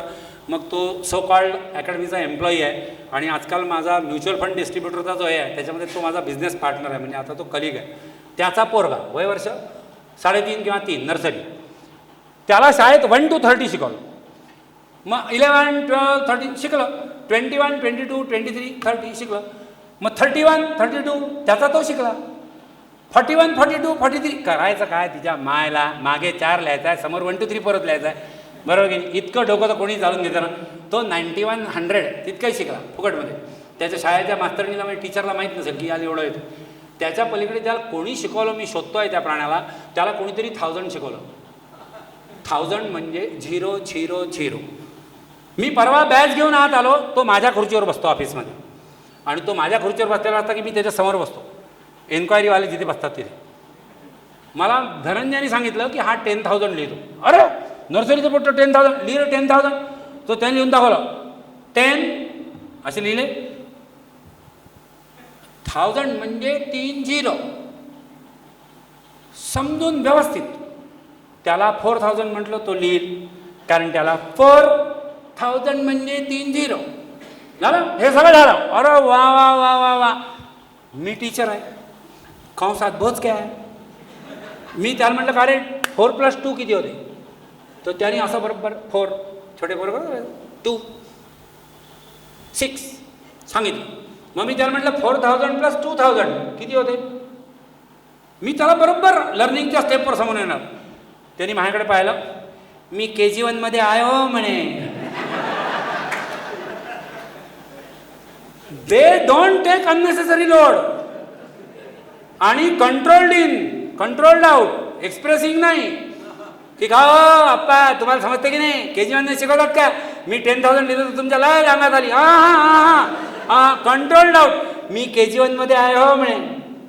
इतने छोटे बच्चे भी अगर उनके इमोशन्स पहचान सकते, त्यांच्या भावना ते इतक्या चांगल्या पद्धतीने व्यक्त करू शकतात. तर असं तर नाही रे की आपली वयं वाढली म्हणून आपण भावना चांगल्या पद्धतीने व्यक्त करणं विसरून गेलो आहे. हे सुनो, किसी मिलिट्री वाले की कहानी है. दो दोस्त थे, एक ही प्लेटून या एक ही बटालियन में काम कर रहे थे. कोई वारफेयर का टाइम चल रहा था, गोलाबारी चल रही, सरहद के ऊपर काम कर रहे. तिकडे खंदक खोदलेला, रात्रीची किंवा अर्धवट मध्यरात्रीची किंवा पहाटेची वेळ आहे, दव किंवा धुकं पडलं आहे. तिकडे इकडे तिकडे दोन्ही बाजूनी प्रचंड गोळाबारी होते. सगळीकडे धूर आणि धुकं इतकं झालेलं आहे, कोणाचं कोणाला काही दिसत नाही आहे. आपले जे सैनिक आहेत त्याच्यामधले हे 2 लोक, एकाचं नाव हरनाम दुसऱ्याचं नाव सतनाम, हे 2 लोक जे आहेत ते लढत आहेत. त्यांचा कॅप्टन जो आहे तो त्यांच्या मागे आहे आणि तो त्यांना एनकरेज करतो आहे, असं करा तसं करा. दुर्दैवाने आपल्याजवळ सैन्य कमी आहे आणि समोरून प्रचंड गोळाबारी चालली आहे. ऑलरेडी आपलं खूप नुकसान झालेलं आहे. तो हरनाम जो आहे तो तिकडे असतो त्या खंदकाच्या तिथे, हा सतनाम जो आहे मागे असतो. याच्या मागे याचा कॅप्टन उभा. तो कॅप्टन त्याला सांगतो की आपण कमी लोक उरलो आहेत, आपल्याला कंट्रोल पद्धतीने हे वार करायला लागणार आहे. कोणीही इमोशनल याच्यात येऊ नका, भावनिक बायकाव्यात कोणी येऊ नका. Be steady with your intelligence, your logic, your rationalism and everything. Don't be under the vehement of the emotions. तो हरनाम जो तिकडे खंदकात आहे त्याच्या आसपास कुठेतरी गोळा येऊन पडतो. या मागच्या लोकांना हे दिसतं की तो गोळा तिथे येऊन पडलेला आहे आणि हरनामचा तिकडून आवाज येतो, सतनाम आ यार. तो आवाज ऐकून तो सतनाम जो आहे तो त्याच्याकडे जायला निघतो. मागून कॅप्टन त्याचा शर्ट धरतो. I don't allow you to go there. आपल्याजवळ पहिलेच सैनिक कमी आहे, तू तिथे गेल्यानंतर त्याचं काय झालं आहे हे मला कळत आहे की तिथे गोळा येऊन पडला बाजूला. म्हणजे तू त्याला बघायला गेला, अजून एक सैनिक कमी होईल, आपण लढणार कसं, तू जाऊ नको. त्या सतनामनी शांतपणे त्या कॅप्टनच्या याला हिसडा मारला आणि तो तिथे गेला. पुढचे 2 मिनटं 5 मिनटं नुसती स्मशान शांतता ही अशी. आणि 5 मिनिटानंतर त्या धुक्यातून धुरातून अर्धवट एक आकृती जी आहे ती वापस येताना दिसते. तो कॅप्टन डोळ्यात तेल घालून किंवा डोळ्यात प्राणून पाहतोय की हे नक्की काय चाललं आहे. तो सतनाम जो आहे तो त्याला वापस येताना दिसतो. तो वापस येत असतो, त्याच्या एका हातात बंदूक असते आणि खांद्यावर एक बॉडी असते. ती ऑब्व्हियसली ती त्या हरनामची असते. तो जवळ येतो, ती बॉडी जी आहे ती खाली टाकतो. तो कॅप्टन त्याला म्हणतो, यार मी सांगत होतो तुला की नको जाऊ. त्याच्या बाजूला गोळा फुटला, तो मरणार आहे ना, तू त्याला नाही वाचवू शकणार आहे. तू गेला आणि पुन्हा दुसरा गोळा आला असता तर तू पण गेला असता. ऑलरेडी सैनिक कमी आहे, का गेलास तू. Why did you disobey me. You don't understand the interest of the nation. You don't understand the importance of winning the war. तो सतनाम त्याला सांगतो की तुम्ही जे म्हणताय ते ठीक आहे तुमच्या पातळीवर, मी जे केलं ते बरोबर होतं. हरनाम मेलाय, पण मी जेव्हा तिथे गेलो तेव्हा तो मेलेला नव्हता, तेव्हा तो जिवंत होता. आणि मला पाहून तो म्हणाला, सतनाम मुझे पता था यार, कम से कम तू आएगा. असे हरनाम किंवा असे सतनाम आपण झालोय कधी कोणाकरता. And then we claim that we understand the emotions of everyone. And then we blame that no one understands our emotions. तुम्ही सतनाम व्हाल तर तुम्हाला हरनाम मिळतील ना यार. आणि तुम्ही तुमच्या भावनांवर नियंत्रण चांगलं ठेवाल. मी भावना एक्सप्रेस करू नका असं म्हणत नाहीये, भावनांच्या बहकाव्यात येऊ नका असं म्हणतोय. भावना चांगल्याच असतात. मला सिद्ध तरी करून द्या की राग वाईट असतो रे.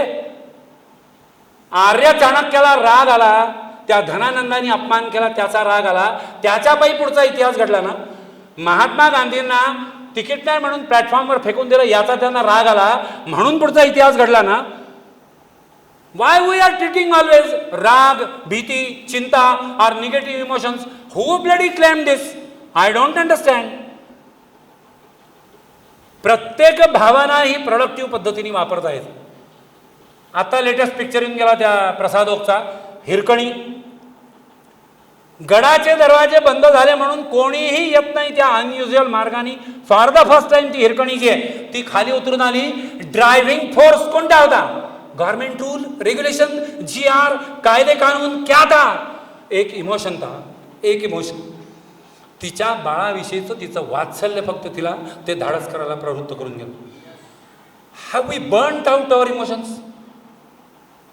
आम्हाला आमच्या भावनांची जाणीव पण नाही आहे. आपल्याला दुसऱ्याच्या भावनांची दखल घेण्याचीही गरज वाटत नाही आहे. आणि आपण या पैसा, पद, प्रतिष्ठा या गदारात सापडून फक्त फिरतोय गर गर गर गर गर गर. म्हणूनच आपण यशस्वी होतोय रे, पण सुखी आणि समाधानी नाही होतोय ना. आपल्याला आपल्या इमोशनवरचं कंट्रोल आलं, दुसऱ्याच्या भावना तितक्या चांगल्या पद्धतीने समजून घेता आल्या, आपल्या व्यक्त करता आल्या आणि दुसऱ्याला व्यक्त करू देण्याचा अवसर आपण दिला. आणि आपण एकमेकांना इमोशनली सगळ्या पातळ्यांवर, घरगुती, कौटुंबिक, सामाजिक, ऑफिशियल, प्रोफेशनल, राजकीय, राष्ट्रीय या पातळ्यांवर समजून घेण्याचा प्रयत्न केला तर ही होमोजिनिटी अजून वाढेल ना. लोगों के बारे में मत सोचो यार कि लोग ये कब करेंगे. ये पूछो सवाल खुद से आईने के सामने जाके खड़े होके कि मैं कब करने वाला हूं ये सब. और मैं अकेला भी ये सीख गया तर माझ्या आसपास मी निवडलेले सगळे माणसं माझ्या युद्धाकरता, माझे युद्धातले सहकारी जे हे तर सगळे हरनाम सतनाम सारखे असतील की नाही. हर नाम अगर सतनाम हो तो जंग जीतने के लिए तुम्हें और किसकी जरूरत है? हे सर ना, तुमच्या आसपासचं प्रत्येक नाव हे जर तसं असेल तर तेवढा भावनांचा आदरही करायला शिका. भावनांचा निगेटिव्ह ब्लो जेव्हा येतो तेव्हा त्याला कंट्रोलही करायला शिका. चांगल्या भावनांमुळेच चांगल्या आणि भव्य दिव्य गोष्टी घडतात, हे पण तेवढंच सत्य आहे. पळपुटेपणा कामाचा नाही. पळपुटेपणाच करायचा तर युद्धाच्या गप्पा तरी कशाला करायच्या यार. ये टाइटल जो दिया ना, ये मैंने नहीं लिया है, इन्होंने दिया. शनिवारी माझं सावरकरांबरोबर व्याख्यान होतं. त्या दिवशी आमचं बोलणं झालं की असं कधीतरी करू बा. सोमवारी यांनी मला टायटल दिलं, एक युद्ध स्वतःविरुद्ध. This title was new to me. किंवा गुरुवारी बोलायचं आहे, सोमवारी मला हे कळतं. त्याच्यात माझ्या घरी काही गेस्ट होते वगैरे वगैरे. That is my personal life. माझ्या घरी गेस्ट होते, लोकांना काय घेणं द्यायची, बरोबर आहे की मला बोलायचं आहे की नाही मी ठरवायचं आहे.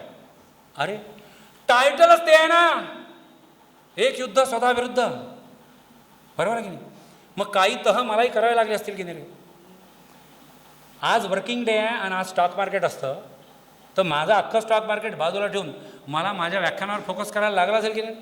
मी माझी हाकलत नाही आहे प्लीज, पण जे माझ्यापेक्षा वयाने किंवा एक्सपिरियन्सनी कमी आहे त्यांच्याकरता मी ही 2 वाक्य बोलतोय तेवढी तर मनात कुठेतरी ठसवा. When you have to go for hitting one target, you have to keep that second target temporarily aside. Yes or no? सुबह जब 9:15 बजे 9:30 बजे मार्केट खुला तो मैं नींद में से उठा भी नहीं था, क्योंकि रात को 3 बजे तक I was all behind my subject of the lecture. सकाळी मॅडमनी जेव्हा मला उठवलं मी अर्ध्या तासात मार्केटचे माझे हे पाहिले, ज्या एंट्र्या मला टाकायच्या होत्या त्या टाकून दिल्या. त्याच्यानंतर मला जेवढे फोन आले तेवढे मी डायव्हर्ट केले किंवा घेतले नाही आणि सांगून दिलं की मी मार्केटमध्ये नाही आहे आज, मी एंट्र्या टाकल्या. If you do your best he will do the rest. 5:30 बजे इधर आते आते मैंने मेरे अकाउंट्स खोले. माझे आजही 7 स्टॉक विकले गेले. I might have earn something out of it. If you do your best. आता हे न करता मी अर्धा वेळ मार्केट पहा, अर्धा वेळ लेक्चर कर, अर्धा वेळ मार्केट पहा, अर्धा वेळ लेक्चरची तयारी कर. काय झालं असतं की नाही दिगाणं. जो टाइटल इन्होंने दिया ना उसमें एक वर्ड और ऐड कर रहा हूँ and then I will conclude today's lecture. एक युद्ध स्वतः विरुद्ध. तिसरा शब्द मी 2 पद्धतीने ॲड करतो आहे. एक युद्ध स्वतः विरुद्ध स्वतःसाठी. एक युद्ध स्वतः विरुद्ध स्वतःसाठी. असं जर आपण केलं तर आपण सक्सेसफुल होणार आहोत. आपल्याला यश मिळणार आहे, आपल्याला सुख मिळणार आहे. आणि एक युद्ध स्वतः विरुद्ध दुसऱ्यांसाठी हे जर आपण करू शकणार आहोत तर आपल्याला यश आणि सुख मिळेल. त्यांनाही यश आणि सुख मिळेल आणि मुख्य म्हणजे आपल्याला समाधान मिळेल. कारण दुसऱ्याला काही मिळवून देण्यासाठी प्रयत्न केल्याने जे समाधान मिळतं ते स्वतःसाठी कायम प्रत्येक गोष्ट चिन्ह्याने कधीच मिळत नाही असं मला वाटतं. I hope I talked to some extent content and you might have enjoyed almost all the pre Diwali evening. So I wish you all the best wishes for your Diwali and vacations for the entire life. आने वाले सालों के लिए और आने वाली पूरी ज़िंदगी के लिए एक योद्धा बन के साबित होना. आणि योद्धा बनायचं म्हणजे हातात लगेच तलवारी किंवा काळ्या घेऊन हिंडू नका. आपल्याला युद्ध फक्त आपल्यातल्या भावनांच्या विरुद्ध करायचं आहे. भावनांवर नियंत्रण प्रस्थापित केलं तो नॅचरली जगाचा नियंत्रक असं समजूया. मला संधी दिल्याबद्दल धन्यवाद. थांबतो. धन्यवाद.